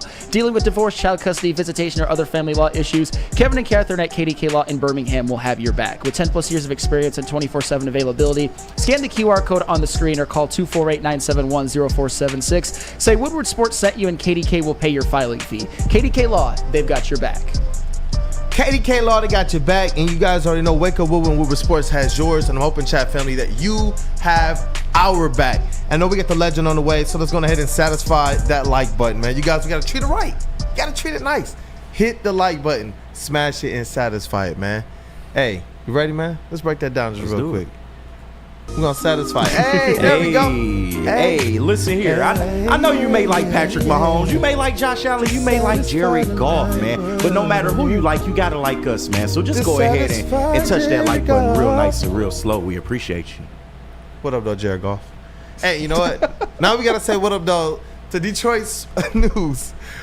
Detroit. He's cracking up Rod is judging us. I know Rod's judging us, man. Detroit News Sports Editor-in-Chief. It's our thing, Rod man. Beard. Welcome to the show, legend. What up? It's our shtick, man. What up, though, Bro. As soon as I signed on, I just heard Nuck If You Buck playing in the background, like, okay, we gotta go. We gotta go. Whose team am I on? Or is this one of those things where you just walk in the room and you sing it at everybody? Let's go. You just try to find your boys and find a side of the room that you're on. We throwing chairs. We got foreign objects. It's a battle royal, a steel cage match. It's just everybody. I don't care. Look, we're in media, right, man? It reminds me of the fight in Anchorman amongst all the media outlets. Yeah. That's how we are right now, man. Everything. You got brass knuckles, you got knives, you got news, you got everything. It's a gang fight. I threw a trident at somebody today. Right. You might want to lay low for a while, right? I get the reference. Right. Rod Beard, welcome to the show, brother. I love the shirt, too, by the way, man. I love the shirt. But obviously, you heard what we were talking about. Jared Goff, he continues to be somebody who is a quarterback that national media, they take their shots at. There's a lot more love for him this year because there's a lot more of what he's doing on the field that they just can't deny. But they still find a way to rile up the Detroit versus everybody in us, huh? I think you froze. It looked like he was about to spit too, man. Oh, yeah. There he is. Oh, there you go. What did you say, brother? You're back with us. What did you say? Let me tell you about national media. They're so fickle that they look for the best story to jump on because everything was Patrick Mahomes. And as soon as the Bills beat the Chiefs, it was Allen's run is the play of the year. What about the Hail Mary from the Commanders? What about that? That is the play of the year. Stop the count. That's it. It's already done.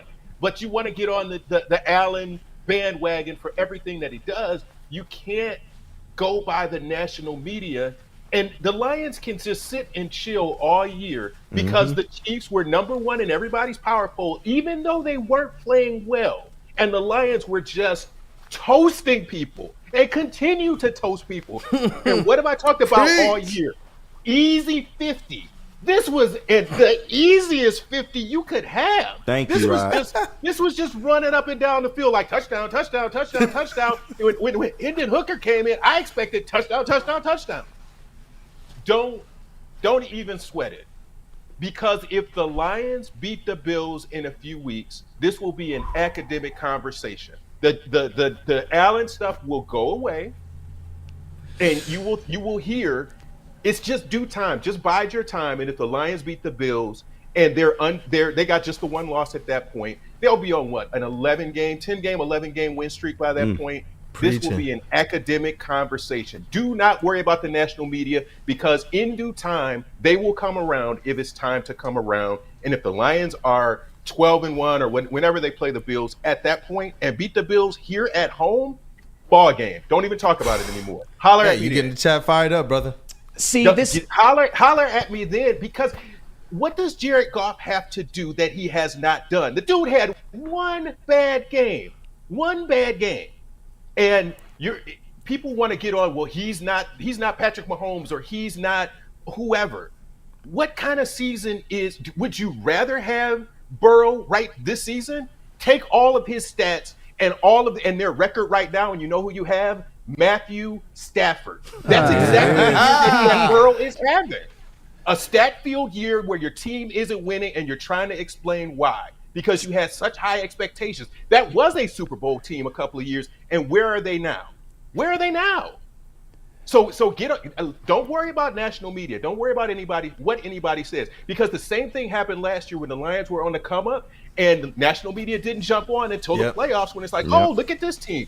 They will find their way to you. They don't have to be bandwagoners, but they will be when the time is right and when everything comes around. And most of them did pick the Rams to beat the Lions in that playoff game in our building. I remember taking a picture of their pre-game picks, and I believe it was only Steve Mariucci who wound up picking the Detroit Lions to win that game, which is crazy. Shout out to Mooch, Michigan man.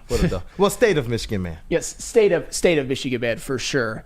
The one bit of pushback I will give, to the shock of nobody, I'm more sympathetic to what goes on in the NFL landscape outside of the Lions, although I am a Lions fan. I don't think that it's a Josh Allen thing. I've heard that from people. I think the two MVP candidates right now are Jared Goff and Josh Allen, and I think what's happening with Joe Burrow has 0% to do with him. So when I say that we're being a little bit unfair while also propping up Jared Goff, that's kind of what I mean.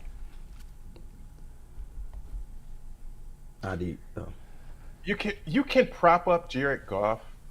Or the team is 9-1. Like, what do you want? Like, they're 9-1, and he's been the integral reason why. If that was anybody else in the league, if that was Dak Prescott, First Take would be on 10. That's facts. On fire. That's facts. Why can't we do the same thing about the Lions? And we should be doing the same thing about the Lions, because the man is throwing perfect games like he's Greg Maddux. Like, what are we doing? Why does the interest and the credit have to go anywhere else? The only reason it would go anywhere else is if you're trying to say that the backfield is doing something or the defense is stepping up, which they are. This is a team effort, but the quarterback on this team that's doing it is not getting the credit he deserves. Should he be in the MVP conversation? Yes. Should he be leading the MVP conversation? Yes. And he's not. That's a problem, because it's national media that's determining what the topics are, and they're forgetting it because the Lions are a cute story right now until they win the Super Bowl, which is fine. I can accept that. Because I've seen it before and I know how national media rolls. I mean, there's a lot of teams that are starving for a Super Bowl. Honestly, the only made team right now is the Kansas City Chiefs. That's why I'm so excited, because I believe that Jared Goff will lead this team to a Super Bowl, and he'll probably win Super Bowl MVP, and then a lot of this can go away. And another thing that's going to help go away, Rod, have you ever seen a more lopsided NFL game in your life than what happened in Ford Field against Jacksonville on Sunday? Like, for real, have you ever seen one in your life? I'll say it this way. I don't do start writing for football because it's so you can have these dramatic changes. That one, like first quarter, I'm like, yeah, this one's donezo. But I'm not gonna do start writing because I don't do start writing on football. Then in the second quarter, I'm like, that's done. We're not even working. This was just a mechanical thrashing of offensively. It didn't matter what the defense did. As long as the defense didn't give up 40 points, the offense was gonna do an easy 50. Easy 50. And you saw they just didn't have answers for anything. And this wasn't we're rolling out trick plays. We are running the ball. We are throwing the ball. We are doing everything that we want to do. And you can't do anything about it. And it's not, they're just throwing bombs. They're throwing slants. They're throwing posts. They're throwing simple patterns. Double moves maybe is the toughest that it was. But it was a thrashing, a thorough thrashing. And Wright, we can talk about, everything about this team is good. I mean, offensively, defensively, special teams, the coaching, wherever you want to go, we can go. But if you had to pick one area of this team that has impressed you the most during this stretch, what would it be? Versatility, that you can do anything you want on offense. And because it's the easy 40 or the easy 50, you don't have to run the ball to set up the pass. You can do the pass to set up the run and the run to set up the pass. And I think it was Bill Belichick that said it. Like, this is how you construct a team. That when they were picking for the offensive line and trying to put that together early in this rebuild, people were saying, like, what are you doing? You need to go and get receivers. Well, we've been down the route with drafting 3 straight receivers. That doesn't get you there. You have to build through the offensive and defensive lines to get this thing started. They did that so that they could have this ability. The Penei Sewell pick at the time was sort of, what about, and every kind of big pick that they've made along the offensive line has been, they should have, could have. This time it actually worked out, and the line is the key to them doing this. You're not seeing Jared Goff get sacked. You're not seeing him under a ton of pressure game by game by game, the same way that Matthew Stafford was. And you might say, well, Stafford would have thrived under this line. It doesn't matter. Goff is thriving under this line. Is he the quarterback that Matthew Stafford was in terms of arm talent? No, but he is what they need right now, and he's making them successful. And you know what? They're winning. Why do people want to find fault when they're winning? They're winning. We've been through a generation and a lifetime of them not winning for 100 different reasons. We're in a period where they're winning and people still have things they want to complain about. Miss me with all of that. Miss me with all of that. I don't care. They have one loss this year. They have the best record in the NFL, and people want to complain about something. Beat it. Be gone. I don't even want to beat it. I don't have the energy for that. That is 100% fair. Block and view people in real life, I would do it. Just like yes, right. I'm turning around and walking away. No, we're not doing it. No, and that's 100% fair. Fired up, Rod. I love fired up, Rod. But for one thing, though, that we have to talk about, how concerned are you for the Lions defense with Alex Anzalone being gone for probably the rest of the regular season? Man. I'm minorly concerned. I'm more concerned about the pass rush in general because we thought that Zadarius Smith would do something and have an impact immediately, maybe a bigger impact immediately. So we're not seeing the pressure on the quarterback that we want to see, but that may come around. And again, this is why I said go get 2. Don't just get 1 guy. Go get 2 pass rushers because you need the depth there as much as you can. But the Anzalone piece is you've got depth at the linebacker position, so it's not going to hurt you as bad as people think. But Anzalone was a guy who just flew all over the field. The Jack Campbell, his improvement this year is going to fix some of that too. Hey, Ryan, I got to ask you this just out of fun because I asked you this before, and you said essentially there was no chance that Kirby Joseph can win the Defensive Player of the Year. But when you look at what he's doing, man, is there a path anyway in your mind that Kirby Joseph can get there?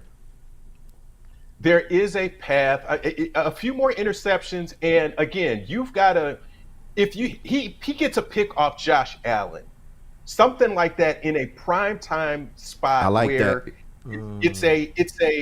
The national media is watching, and that's the pick that seals the game. Or he comes across and baits a guy like he did. If he does that to Josh Allen, then people will say, okay, yeah, this D is for real. These guys are really doing it.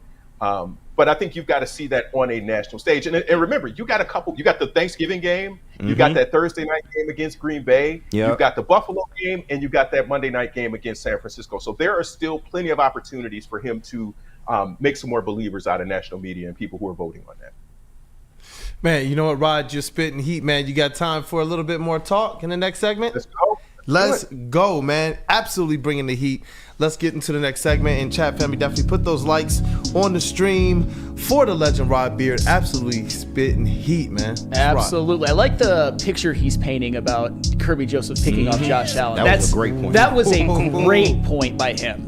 I didn't even think about that, but it could happen. But you know what else should always happen? You always got to tune into Woodward and Maine, of course, starring our brother Matt Broder, who I've seen in the chat. Thank you again. Hope you're doing well. And the legend Terry Foster. What a duo that they are. Just a perfect combination of established and up and coming. Although Matt Broder, he's already here. Come on, the dude is elite. Gotta watch that every Monday right before our show and every Sunday morning from 8 to 9 a.m. And then, of course, you've got to tune in to the pregame show, the New Holland Brewing pregame show starring these extraordinary gentlemen, Neil Rule and Sean Baligian.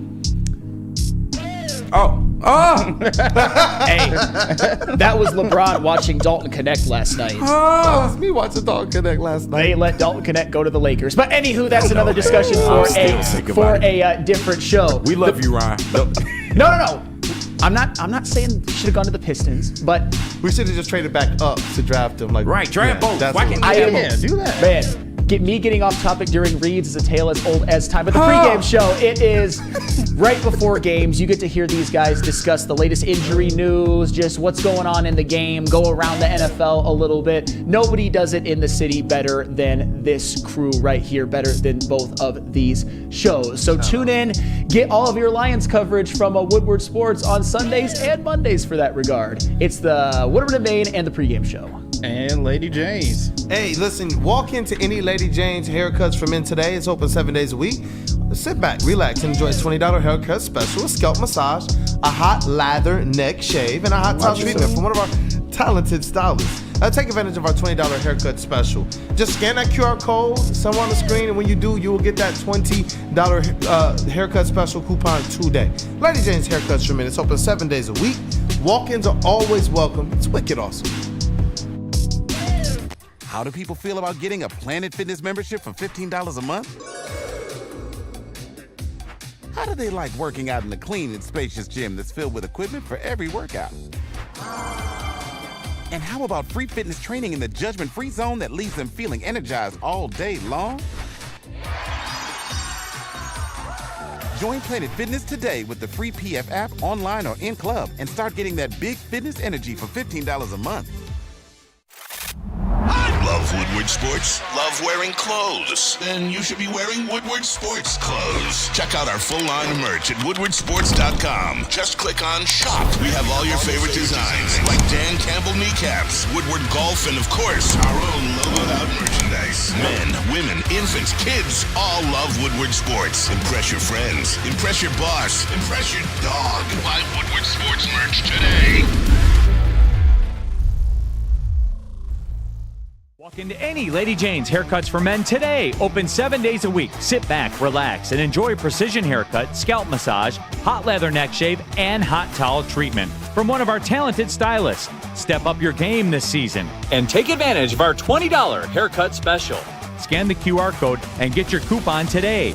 Lady Jane's Haircuts for Men, the ultimate haircut experience. Open 7 days a week. Walk-ins always welcome. Lady Jane's Haircuts for Men. It's wicked awesome. Caesar Sportsbook, the official sportsbook of us here at Woodward Sports. Scan that QR code on screen. Use code word Woodward1000. You can deposit up to $8,000, and all you have to do is place a minimum of a $20 bet. And if it doesn't hit, you know what? They will throw it right back into your account with no questions asked. The Caesar Sportsbook, the official sportsbook of us here at Woodward Sports. Scan that QR code. Use code Woodward1000. You know what? Make some money tonight. Make some money, honey. What up, dog people?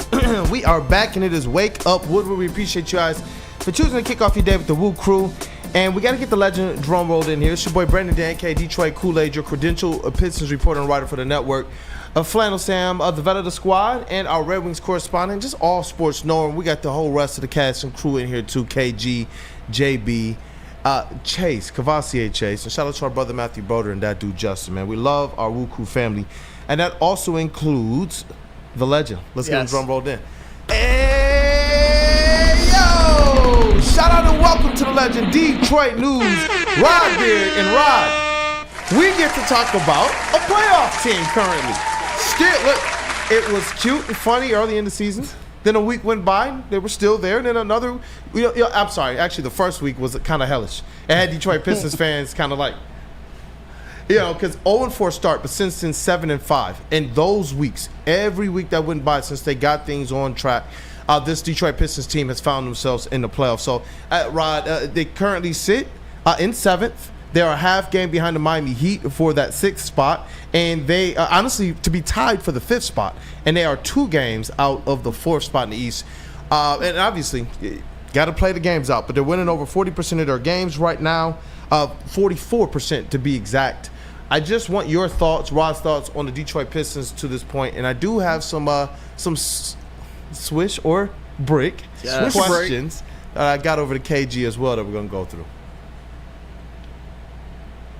It's not swish or break time right now. Sponsored by Cuervo 1800. But the 7-9 is, I think I said 5-10. I was joking. If they could get to 5-10, they'd be fortunate. 7-8 before the loss last night. I think it's just the JB Bickerstaff effect of you're seeing better defense. You're seeing a team that's a little bit more connected. You're seeing the impact of those veterans. And Tobias really isn't even Tobias yet. Yeah.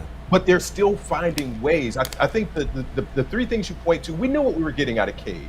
But Jaden Ivey's ascension, the 3-point shooting from Malik Beasley, and really the contributions from Tim Hardaway have kept things steady. I think that one of the better positions on the floor that has produced for them this year is that shooting guard spot and that combination of those 3 guys. Hey, yep, and for me personally, because I know the swish or break, the questions today are going to be they're going to be more tuned towards some of the comments that I'm hearing from a lot of the Pistons world out there. Instead of being happy with where they are, there's some comments about one Jalen Duren, but I did want to make sure that we also highlighted some of the positives, like Cade and Jaden and such. So we're definitely going to get into that. But as it relates to their start to the season so far, the one thing that sticks out to me is just the defensive improvement of the team overall. Overall, you're looking at one of your top 6, top 10 teams in NBA in terms of defensive efficiency and defensive rating, and they look like a team that knows where to be on the court, and they're hustling. In terms of that motor, this team is diving on the floor for loose balls. They're playing with a brand of physicality and with a brand of the motor will never turn off that, in my opinion, is allowing them to, early on in seasons where teams are trying to get their chemistry together on offense, like the Pistons still are, where teams are still trying to learn the sets both defensively and offensively, get used to how the referees are going to call the game because things change every season. Everything that the Pistons are doing to put forth that energy and effort, in my opinion, especially on the defensive end, is what's making the difference for them right now to be in the thick of things and to be one of the better teams in the Eastern Conference right now. Yeah, and if you look at the games that they've lost and the leads that they've blown, that's been the story, the leads that they've blown. It is not necessarily because of defensive breakdowns. It's because of turnovers and bad offense that puts the defense in bad positions where, okay, now you turn the ball over, now you got a 2-on-1 or a 3-on-2 coming back the other way. Well, your defense has got to be elite to stop those. But I think that's the key here is you asked me at the beginning of the year, can they be, I want to say it was like top half or top 10 in defensive efficiency? It's like, no. And they are. That's the difference right now. And so that defense, when that translates and this really starts, everybody's buying into that. Yeah. When the offense catches up, Tobias starts being Tobias, and you start getting some connections with Duren and Cade like we had seen in the past, that's when this team can start to click a little bit more. Hey, definitely. You know what? We're going to get into that. It's Swisher break right now. Chat family. Hey. Right on Woodward Avenue is where our studio is. Right on Woodward Avenue is where our teams play, man. So we wanted to make sure we give the legendary Woodward Avenue. It's just doing a back wall. But chat family, stay engaged in this segment. Get your answers into a Swisher break. We do have, we'll make this one a segment, a giveaway segment, definitely. So let's get those likes up. Let's stay engaged. I need you guys to also make sure you're wooing Rod Beard, the legend. Kavassia Chase will keep an eye on that in the chats.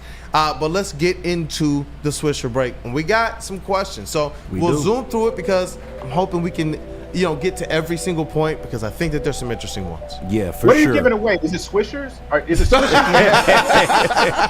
We wish, right? Some merch from the Woodward Sports merch store. Oh, okay. And we got some new stuff. It is pretty we do. dope. It's pretty dope. Ready, KG? Yes, I sir. hear the Yes, music. sir. All right, first statement in Swisher Brick. Jalen Duren is the weakest link on defense in the starting lineup, Swish or Brick?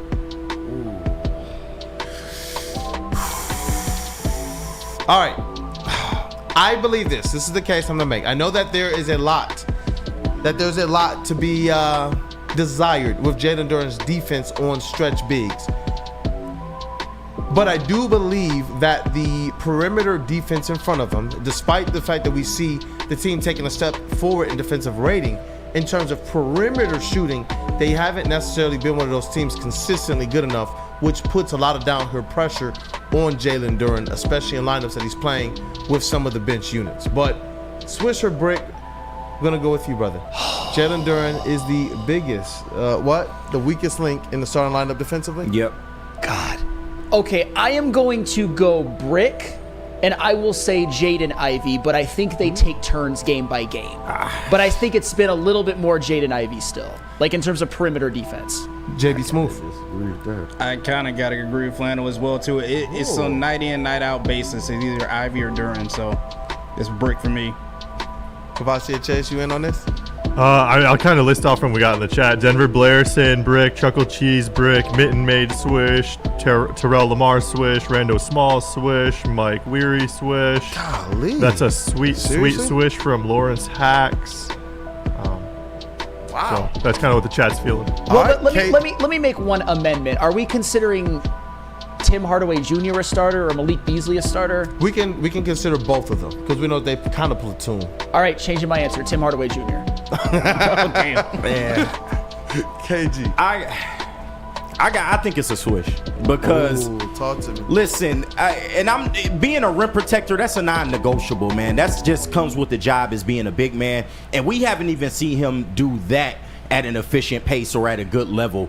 Not to mention, his pick and pop game has been horrible defending the pick and pop. I mean, see Brook Lopez, see Nick Vucevic, see Miles Turner. Like, there's been too many cases this year, and I got to disagree a little bit with the Jaden Ivey point because we've seen way more better defensive games from Jaden Ivey this year than we have The Jalen numbers Duren. the advanced stats do stay. I'm trying to tell, like, Jaden Ivey has looked way better on defense than Jalen Duren has at this point in the season. I think it's a Swish.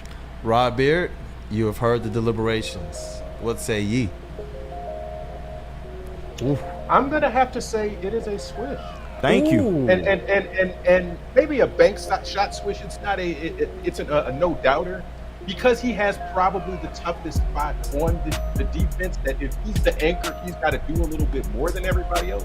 So anybody who gets beat off the dribble, he's got to handle that. And he's been in so much foul trouble. That's the part that kind of throws me over the line with him. Is that not fouling, and you can mitigate a lot of the issues that you have.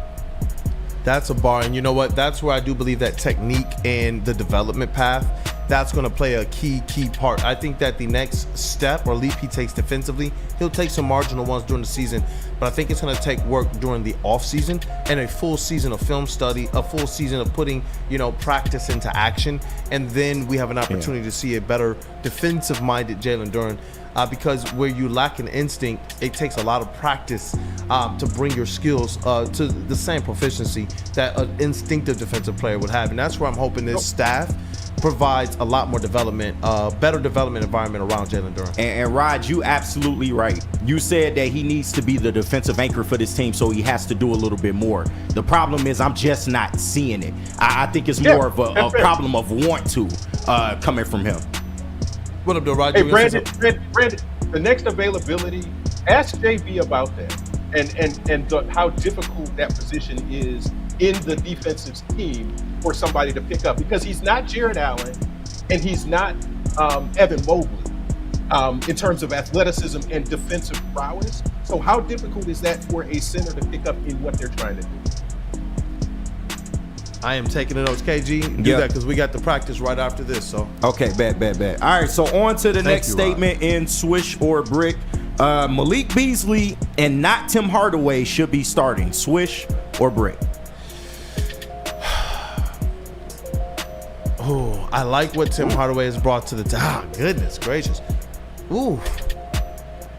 Goodness gracious. All right, but I've been saying this. I'll stay consistent. I've been saying this since the beginning of the year. I thought it should have been Fontecchio that was starting instead of Tim Hardaway, but I do believe that Tim Hardaway's skill set might be better suited from off the bench. Whereas Malik Beasley, more patented catch and shoot three-point shooter from all over the floor, as well as a guy who is one of those kind of one pump fake, 1-2 dribble, distribute, or layup guys. I think it works a little bit better alongside a Cade Cunningham. But go. I would say swish. I agree with pretty much everything you said, but I also think it's not something really worth fighting about. It's not something that really I think will make a huge difference because they're both going to get their minutes. They're both kind of doing some good. Yeah. JB Smooth.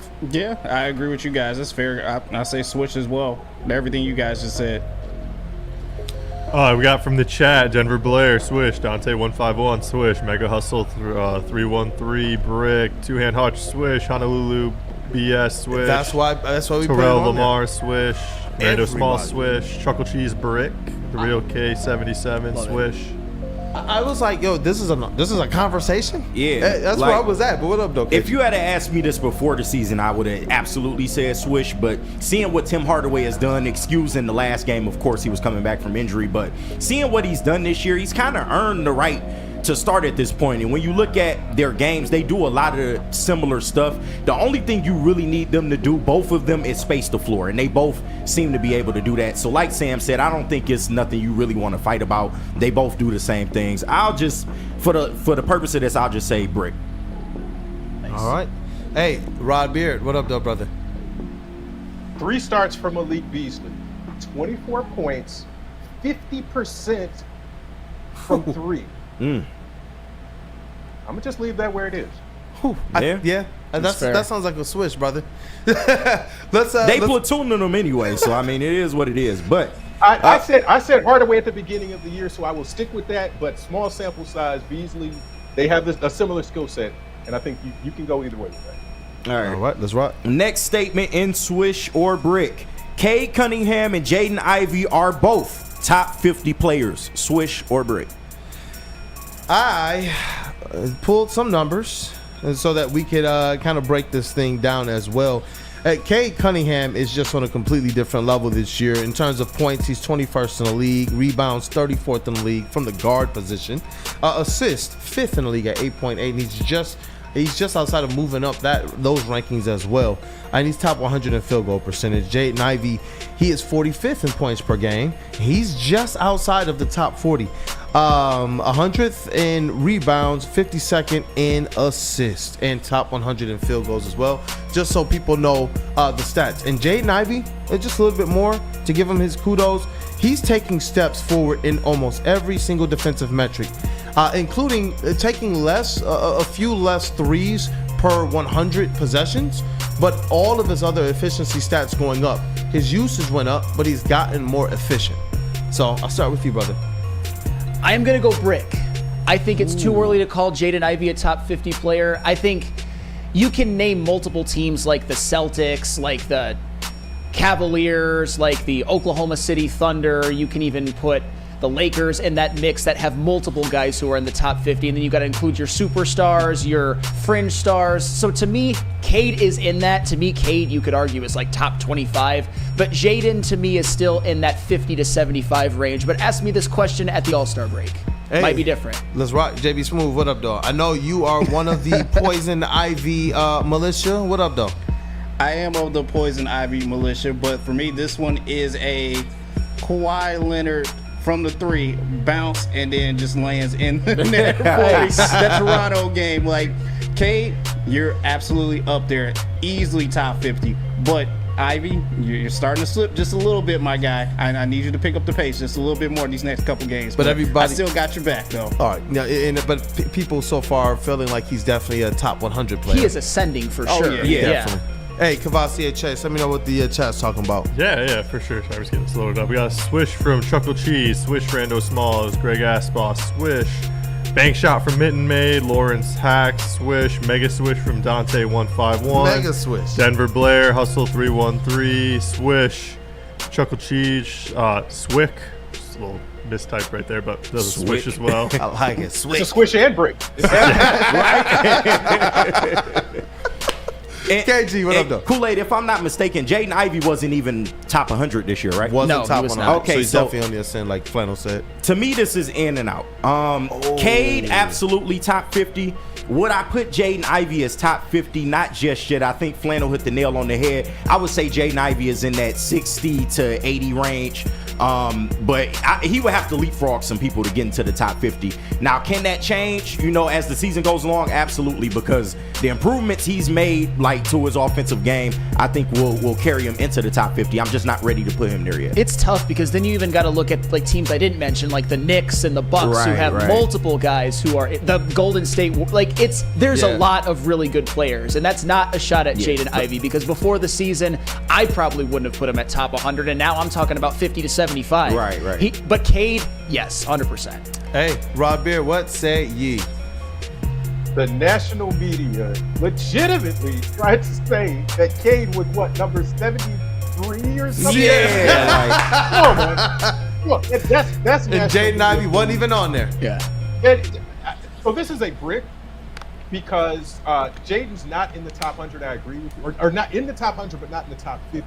Cade should be getting his just due right now because this is consistent. This is what we saw last year. It just is contributing to winning right now. So Ivy is playing better, but he's got to continue that. It's got to be over the first half of the season, like Flannel Sam said. Hit me back when we get to the All-Star break. Hey, no, that's fair. That's fair. These were tough ones, man. What happened to Summer Breeze? She had some easy ones last week. She's gonna be back with us. Yes. We're making some alterations to the studio too, man. Our extended family is gonna be making more appearances. But I'm gonna do this, KG. We'll do one more. All right. It can either be the last one I sent, or it can be one that you have picked. As it relates to one Mr. Toby. Yeah, because the JB Bickerstaff, I really want to get this Tobias one up. Do that one. We'll say the JB Bickerstaff one. All right, bet. All right, last statement is swish or brick. I knew it. The role Tobias Harris is playing for this team is too much for him at this point in his career. Swish or brick. Ooh, Chase just did this right now. And by the looks of the form, it would be a swish. Man, listen, he was paid to be, he got to $25 million a year, and I do believe that instantly had people believe that he was going to be the guy that Rod and I, you and I believe that they needed a Zach LaVine, a DeMar DeRozan, an Ingram, a gunner. Someone who could be that true number 2 or number 3 next to Cade Cunningham. And in that regard, it might be a situation where Tobias is a good fit and a good vet for this team, but the role might be a little bit much for him at this current stage. I'm gonna say swish as well. I am an efficiency stickler, and the fact that Tobias Harris is shooting 29% from 3, that may be the single biggest underperformance of any Piston, period. And I rooted for the guy, and I still think he can get it together and have a good season. But as of right now, you got to say swish. Debbie Smooth. This is an absolute swish. Look, I already told you before the season even started, I wasn't a huge fan of Tobias Harris. I didn't really care for him to be here, but now in the role that he's in, I think this just is a little too much for my man. If he can just take a step back and maybe just limit to what he can do well on the floor, then all right, just keep him in that role and then, keep the ball moving until next season. But this is swish. And largely, like we said, when we look at the box scores, he's largely putting up the stats that we're kind of used to. We want to see the shooting numbers go up. Yeah, I was about to say the 3-point shooting is really what that's what we want to see go back up. But largely, I do believe as they get more talent on here, his inclusion on the team is going to make a lot more sense. But Mr. Kavasi Chase, what's the before word? I get to the chat, I just want to say Tobias Harris is magic beans. Like, everybody talks about what he can be and what he could be, but we never ever see it. Like, ever. Exactly. Like in Orlando, in Detroit the first time, in LA with the Clippers, in Philly when they made the mistake to pay him over Jimmy. Now we're seeing him just be who he always has been, but we're trying to make him something more than he is. Everyone in the chat, the net didn't move on that one. DNCENT. Swish all net. Hey. Steph Curry swish. JR swish. Big swish. Jeez. No lies told swish. There's a couple like stiff bricks. There's from Rando Smalls, Lawrence Hack says it's a brick. Terrell Lamar calls it a brick, but for the most part, a lot of swishes in the chat. Mitten May said Tobias makes Jeremy Grant look like prime Reggie Miller. Damn. Oh my goodness. Hey man, I got the whole team shooting 100% from the field, man. Everybody switched on this, but it's a swish from me. Of course. And I really want it to not be a swish, but we got to just be real about the situation. You already know, we kind of saw the signs of this as a 76er his last year, and then he's come over here, and you know how I am. I'm a sticking point about the three-point shooting, but then when you add to the fact that I can point to 3 games this year that Tobias Harris may have cost the Pistons that game. You point to the fact that just the way he plays in late game situations, I'm just not seeing enough from him, and he is the highest paid veteran on this team. He is supposed to be your leader. I just don't think he's a 3 at this point in his career. I don't. Hey, Rod Beard, what up though, brother? In his last 7 games, 14 points, 7.3 rebounds, 43% from 3. He had a horrific start in the first 9 games. The last 7 games, where the Pistons are 4-3, it's starting to improve. So he is not what you expected him to be at the beginning of the year, but some of that stuff is improving because the start was so bad. So give it another 15 games and we can make a true assessment. If we're making Swisher Brick assessments after 16 games, then cool. I mean, that's 1/5 of the season. Okay, that's cool. Yeah. But I think he will be better because the 3-point percentage is coming up significantly more, and the scoring will get there. Just like we talked about Jalen Duren and the defense, I think Tobias finding his role in this offense and the fit, because you got 3-point shooting, you got Cade, you got Ivy playing better. Like, where does he fit in all of that? It's going to take a little bit of time, but I think he'll be better. That is a great stat, Rod, about the last 7 games in the 3-point shooting. I didn't know that. So you're teaching me something, and hey, it can help my narrative because I was excited that Tobias Harris was signed. So, love to see it. But and that's the thing. You also see that rise in his stats along with guys like Malik Beasley and others, and that's where, as long as there's a lot more help, that's what's happening. You're going to see that signing is going to make a lot of sense. You're talking $25 million. Compared to what Stu is getting, compared to what other people who are making similar contributions, they're getting paid to do less. Now you look at Cam Johnson with the Nets and such, and other players who got the bag, and you compare that to Tobias. So that's where I'm like, okay, a little bit more talent. Like next year is going to be, where I believe we see him more in a better role, one that suits basically the usage that he could put out and still be effective. So. All right. Hey, look, that is solid. The segment for today. I thought it was fire. Everybody brought the heat. Thank you to the legend Rod Beard for your time. Again, brother, fire sweatshirt again, man. I like that too. GG. Hey, let's go. Any last words, Rod Beard? No, gentlemen. Another good Wednesday. Have a wonderful, wonderful show, and we'll see you guys next week. Yep. Hey, thanks, Rod. Hey, Detroit News Sports Editor-in-Chief, that is Rod Beard, the legend. Thank you for giving us the time every single week for a couple segments where we go around just Detroit sports from the perspective of the Detroit News, and then the Woodward Pistons segment every single Wednesday. And this year, unlike any other year, we're actually able to talk about and dissect a team that's in playoff positioning. Let's hope it continues. So, hey, let's get into the next segment. I got to tell you guys about Sabbath Coffee Roasters. I'm telling you guys about this because it's something that you need to add to your routine if you haven't already. So fuel your Lions fan with the perfect cup and become a subscriber of Sabbath Coffee Roasters. Whether you're gearing up for a big game or savoring a quiet morning, Sabbath Coffee Roasters has you covered with fresh, locally roasted specialty coffee delivered right to your door. Head to www.sabbathcoffeeroasters.com. Choose your favorite roast. Use code Woodward to get 25% off your first subscription order. Awaken and unwind. Support local and enjoy game day right with Sabbath Coffee Roasters. You're an ugly guy. That's okay, because you have a hot girl on your arm. Now Woodward Sports and Les Stanford want to reward you for outkicking your coverage. I am ugly as by traditional standards. That's right. If your significant other's hotter than you could win tickets to the Thanksgiving Day game in Detroit. So find the best pic of her with the average-looking you and post it on X or Instagram.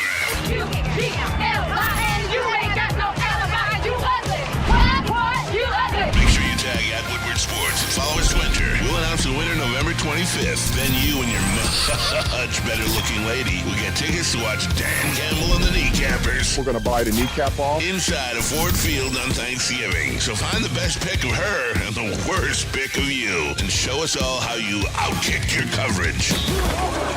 Mama said you ugly. Hey! From Woodward Sports and Les Stanford.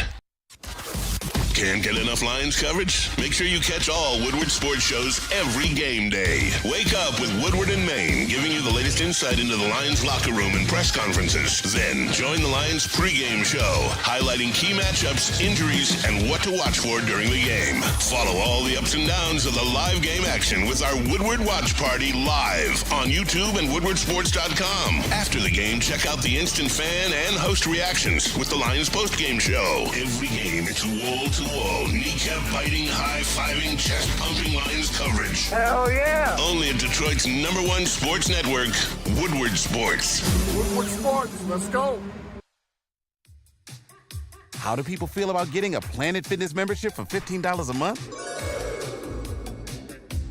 How do they like working out in the clean and spacious gym that's filled with equipment for every workout? And how about free fitness training in the judgment-free zone that leaves them feeling energized all day long?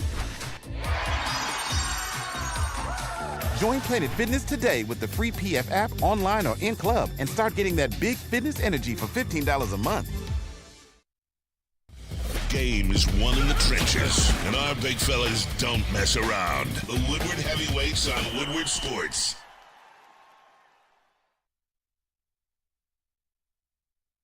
The most talked about Detroit media by other Detroit media, and we love it. It's the Woodward Sports Network.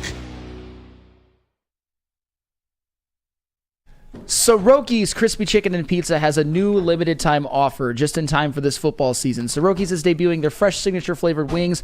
Grab your friends, order New York style pizza, and add fresh wings for the games this weekend. Try one of their 7 different flavors. Visit Sorokis.com.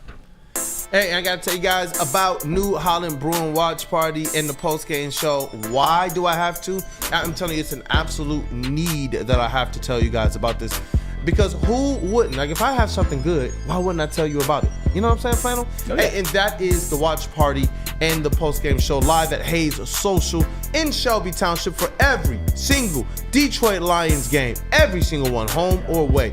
And it's an epic scene, kicking things off with the watch party with the heavyweights and other Woodward Sports personalities. All of the instant reactions, all of the best plays.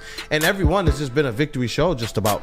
So it's been a fun environment. And all of the fans that are there, it's epic time. The reactions are also included in our reaction videos that just go viral. We want you all a part of the show and a part of the action. Right after the post-game show, instant analysis by Stick and Anton, and we get the callers involved as well. So you can call in, we feature you. If you're there in the building, we'll give you a mic, get you on camera, and you can have your opinion heard by all of the rest of the Woodward Sports Chat family. All of this is brought to you by Tangerine Space Machine, Tully, your local long drink, 1800 Tequila, Sabbath Coffee, and Soroki's. If you cannot be there in person, make sure that you guys stay tapped in only on Detroit's #1 sports network, and that is Woodward Sports. And we are back, and I know that today's show, man, it was a lot of passion, a lot of emotion. I like the way the segments went today. People were bringing absolute heat. And now we got to get into another segment that I know a lot of people love, and that is what's trending. What up, though, Chase? Freddie Felt the chat. I got to check out Freddie Felt. Shout out Freddie, man. I'll read it out. Mike G was just checking on Sam, asking how his head was, and Sam was like, head's good, and Freddie Felt just is like, yes, Sam, head is good. I appreciate that. I appreciate that, Freddie. And before we go to what's trending, I thought Freddie Felt said something in the chat earlier that I didn't get to address at the time, but I think it plays on why that topic was so fire, the whole Jared Goff and Nick Wright thing. He basically said that as a Lions fan, he views every other quarterback as the enemy. I don't hate that whatsoever. And I can't blame anybody for that. And I feel that way to some extent. I'm an NFL connoisseur. That's just how I was made. But I totally get that sentiment. And definitely whatever opponent the Lions are going up against is 100% the enemy. And it will be fuck Patrick Mahomes and fuck the Chiefs if they meet each other in the Super Bowl. I promise you. I promise you. I knew it would. I knew Sam wouldn't let me down. That gets me fired up, man. You know what else gets me fired up? sparking up word to this. Absolutely. Let's do it. Let's do it. And now it's time for the most electrifying segment on the internet. Bum, bum, bum. It's What's Trending with JB. Live on Wake Up Woodward. Starting at technical director, JB Smooth. Let's rock. Head is good. Shout out to Mike G. Head is good is a great That gotta be senior a year t-shirt. quote. We need like the silhouette of Flannel's head on the desk and just head is good underneath. And then if you know, you know. I'm so serious. It's the old iron noggin, and the fact that I promise you the desk is not as hard as it looks and sounds. It sounded like I cracked my head open, trust me, but I did not. I get why Sean's reaction is more legendary than anything. Sean knew that. All of us know. Like when I saw it, I was like, but that was my I relapse. died instantly, bro. It was my relapse. It was so fucking funny. That's what it was. I'm like a recovering alcoholic that had a drink. Like He's back on the wagon. He's back on the wagon. Back to be a By the change. way, well, we got 1,800 kilos. I know, right?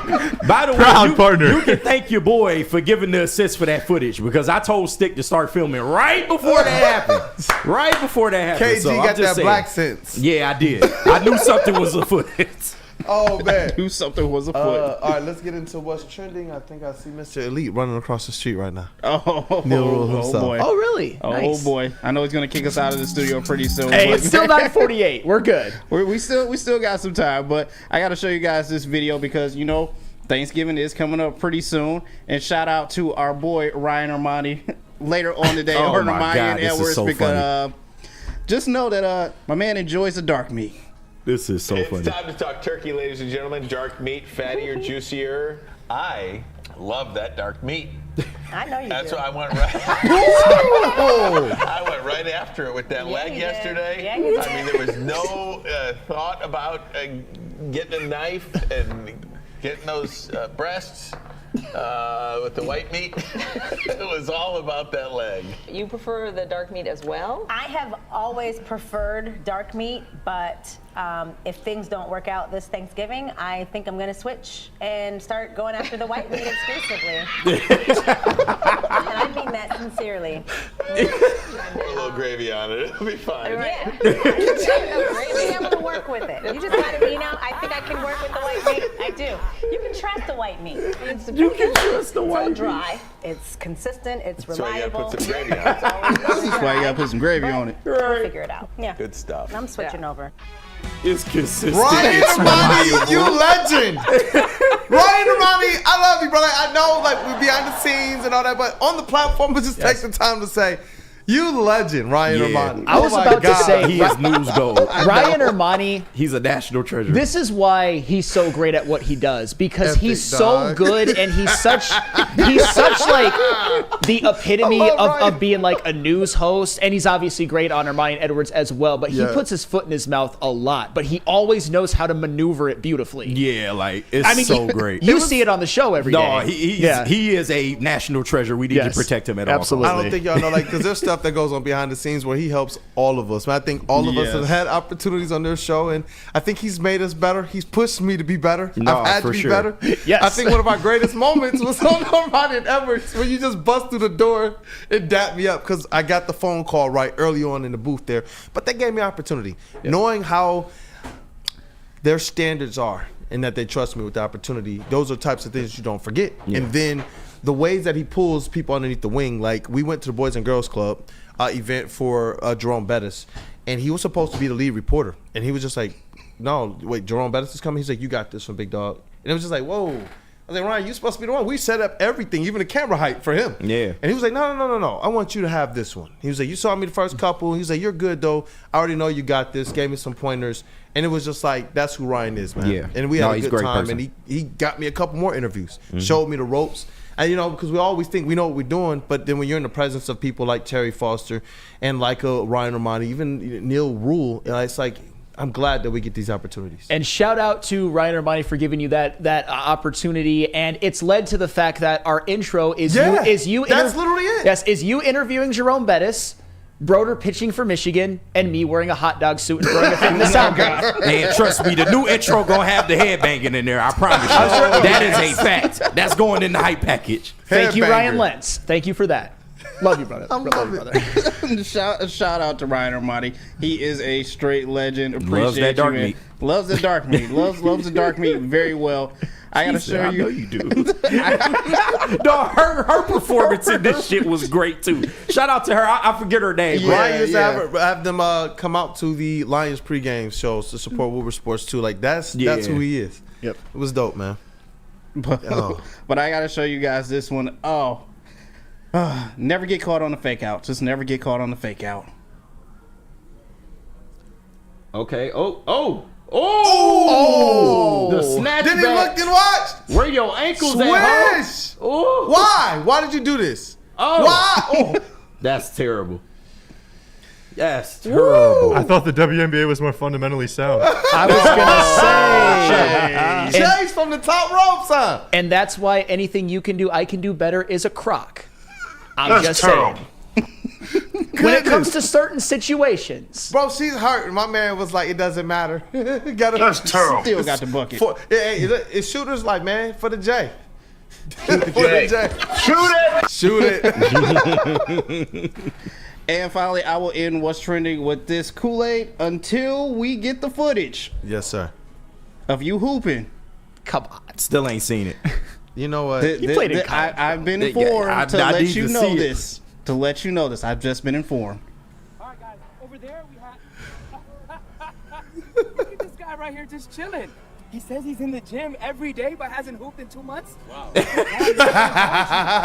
Person you do not want on your team. Take a closer look, guys. Right here. You gotta look at this guy, right? Take a picture. He can't guard you. Dog, you know what? Send me this. I need to wake up to this video every morning. You talking about motivation? Yeah. I feel like going out Everybody and gets just to hooping smoke right this morning. now. Dog. The fact that my man that's dressed as Goku is leading the charge here, though, is it? That's what's getting me here. It's just dog, like, you but I dressed as love Goku, my dog. Goku, why Like- are you talking to me like that, Goku? I will be better, Goku. He got the Gohan haircut. Like, I don't understand. He got the Gohan bowl cut. Like, that's crazy. But that's it for what's trending, you guys. You sure? You sure that's it for what's trending? Why? Did you send me something? Ah, here you go, trying to show off. Listen, man, it's too late. You had your chance to submit the footage. It's too late now. We into the mailbag, all right? And I took out the part where we were bragging about setting the record 3 times that day. I don't like to teach my kids to brag, but we were pretty excited about it. Where your and one mixtape, bro? I'm just waiting to see I grew it. up Where in the the era highlight of tape, dog? VHS. We don't have it. We don't even have It's- devices that play it. It's not in our possession. Is all I'm saying. All right. Did it show up, man? It showed up. I got it. Let's rock. We'll hear from our friends from Feldman, and then we'll play it sometime during the break. And really, Kid Kool-Aid is the one to keep an eye on. He's about to be a hooper. Ooh. Man, teaching him right. Love to see Kool-Aid it. Jammers. Shout out.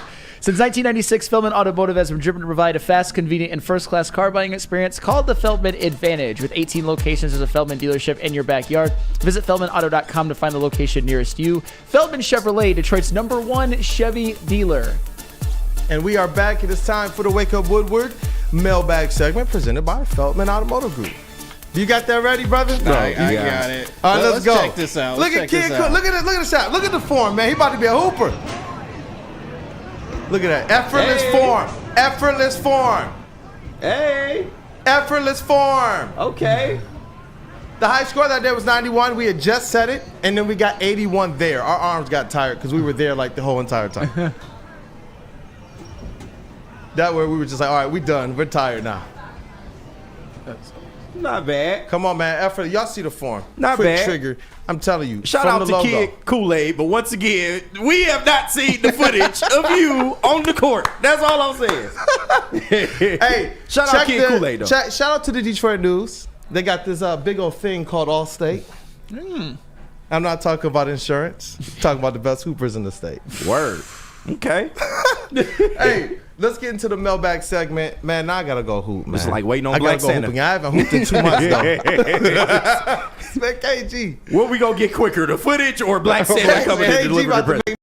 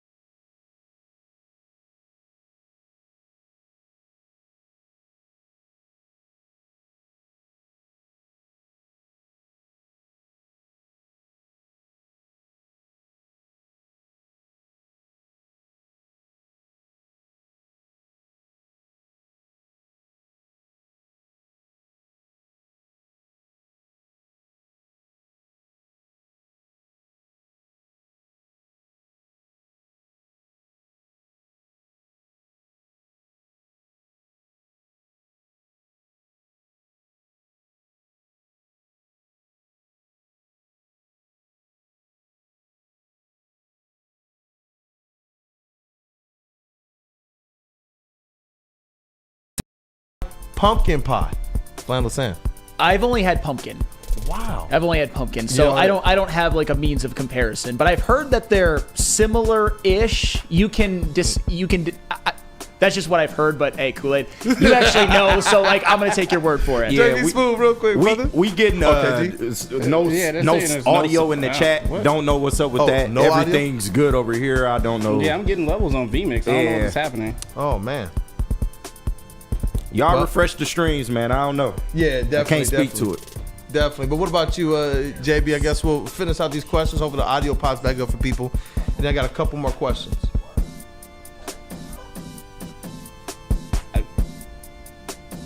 I'm still getting levels. Still getting sound? Yeah, I'm still getting sound. I even checked it again. All right. I see a sounds back. Yeah, in the chat. I just tapped in live. I can hear it. I can hear it too. When I tapped in live, and it says good now. All right, I threw the question in the chat. It was the name of the Central Michigan football stadium, and let me pull it back up. JMO Jackhammer was the first person to respond. It's Kelly Short Stadium. It's where the Chippewas play. It's where they won the victory cannon last night. Shout out Fire Up Chips. So who was that winner again? JMO Jackhammer. All right. Hey, listen, email me, Kool-Aid at woodwardsports.com. Once again, that email address is Kool-Aid at woodwardsports.com. You are the winner of the merch giveaway from our Woodward Pistons segment and during our Feldman Mailbag segment. So shout out to you, man. Shout out. I love when people win things. Yeah. Chuckle Cheese, Feldman Mailbag. Do you think the Pistons will make a trade at the deadline if they are still in contention? Absolutely. Yes. They'll make a trade regardless, I feel like, because there's tradable assets on this team. Yeah. Yeah, it makes sense based on the way the cap sheet is, based on where your rookies are in terms of their contract extension availability. Since you picked Ivy and Durant in the same year, they're both going to be eligible. So it's not like Cade 1 year, Ivy 1 year, Durant the next year. You got to make decisions on both of those players. And I do believe that you want to make sure that you have the right foundation around them. We see how important it is to the start of this season. So I'm hoping that it is a definite yes. Yes. Yep. Let me see here. JB Smooth, what about you, man? That's just a push button, right? Oh, yeah, that's an absolute push button. Eric Moy, Feldman Mailbag, who the F is Nick Wright? We don't know. Nick Incorrect. It's Nick, yeah, as Chase called him, Nick Incorrect. I know that Rogaine working for him, though. I know that. So. Feldman Mailbag, James, what is the origin story of the titty booth? JB understands why I'm asking. When I say JB Smooth in the titty booth, there was one day where we were flying through that. Instead of saying TD booth, it was literally like titty booth. And you guys already know the on your toes type guy that KG is in our chat. It just took off. He was like, titty booth? Yeah. And it was like, it was a Tuesday. Yeah, the titty booth. And that is the origin. JB, how do you remember it, man? I mean, you said it best right there. You said titty booth, just let it slip. And then, the chat family does not miss. They picked up on it, and, we just ran with it from there. Oh, man, ran with it from there. Let me see if there's any more good Feldman Mailbag questions in the chat. Dante151, Feldman Mailbag, everyone. Who will get fired first after Thanksgiving? Brian Daboll or Mike McCarthy? McCarthy. How is Mike McCarthy like even still an option? Like you got your players, you got ex-players, you got people that are all basically saying you're not it. How is he still around? Is this just Jerry Jones thumbing his nose at everybody else's narrative? It's Jerry Jones, yes, 100%. Yeah. He should be gone. He wants his lapdog still there so he can tell him what Jerry to Jones do. is interested in making the right choice, not the correct choice, but the decision that he thinks will make him look right. Yes. Yeah. But it's funny, I didn't even think about Thanksgiving. One of those coaches might lose their job after that game. Absolutely. Jerry still said he's not moving anybody. That's all good. Let them get embarrassed on national TV with the world watching. If they lose to the Giants at home, that might be the final stand right? for Mike McCarthy. I'll tell you what, though. Dexter Lawrence and Azeez Ojulari and Brian Burns coming at Cooper Rush. Yeah. There's a pathway. It is. Randall Smalls, Feldman Mailbag. And this one, I'm definitely going to direct that Flannel first, and I hope to get some commentary from you too, Chase. But Flannel, do the Wings make a move with a coach in the next 2 weeks? Yes. I think they lose to the Islanders in kind of an embarrassing fashion on Thursday, and he's fired the next day. That's my prediction. End of the week. Yeah, Chuck Brewer asked the same thing too. Do we have a new head coach for the Wings within the next 2 weeks? I mean, I'm not going to speculate and predict. If we continue to play the way we have, some type of change needs to be made. Like I was trying to say yesterday in a less articulate fashion. Like, we need guys like Edvinson and Sider to step up in the locker room and Captain Phillips that shit, like step as leaders. I'm the captain now. I'm going to show us the standard. This is how we're going to move forward, and this is how we need to be done. Like, we need more toughness out of these guys. Look at me. Yes. And I saw at the beginning of the show that Tammy Chin, who is one of the ultimate puck knowers and has season tickets, she is adamant that a change is coming soon, and she might actually know some things. Yeah, I heard her throw out Alex Tanke, which I believe Tammy's mentioned even before, going back into like the last season as a possible replacement if we did make a move on the lawn. So I'll read a couple more here. Terrell Lamar, Mailbag. You guys think the indie game is a trap game for the Lions? I don't think the Lions get into trap games. I think there's some things. I think there's some things that the Colts do that. The fact that Anthony Richardson looks like a player now, although it was just one game, I think it's intriguing. It's the mobile quarterback factor, but it's not going to be because it's a trap game. It's a walk into your trap, take over your trap game. Yes. Yeah, trap games insinuate that they going to sleep on their opponent. They don't sleep on nobody. They're not. That's what Dan Campbell If anything, their opponents sleep on us. Yeah, and then they cry about it later. Oh, they're embarrassing teams. BTA. Don't get it. Right, we don't show up embarrassing to play. teams. We don't get it. Show up. I love this. To be fair, I don't think the Jaguars could show up. Half the team was still on the bus. That's one of those, congratulations, you tried. Here's your participation award. Yep. You get your face dragged through the mud by the Lions. Jordan from MI.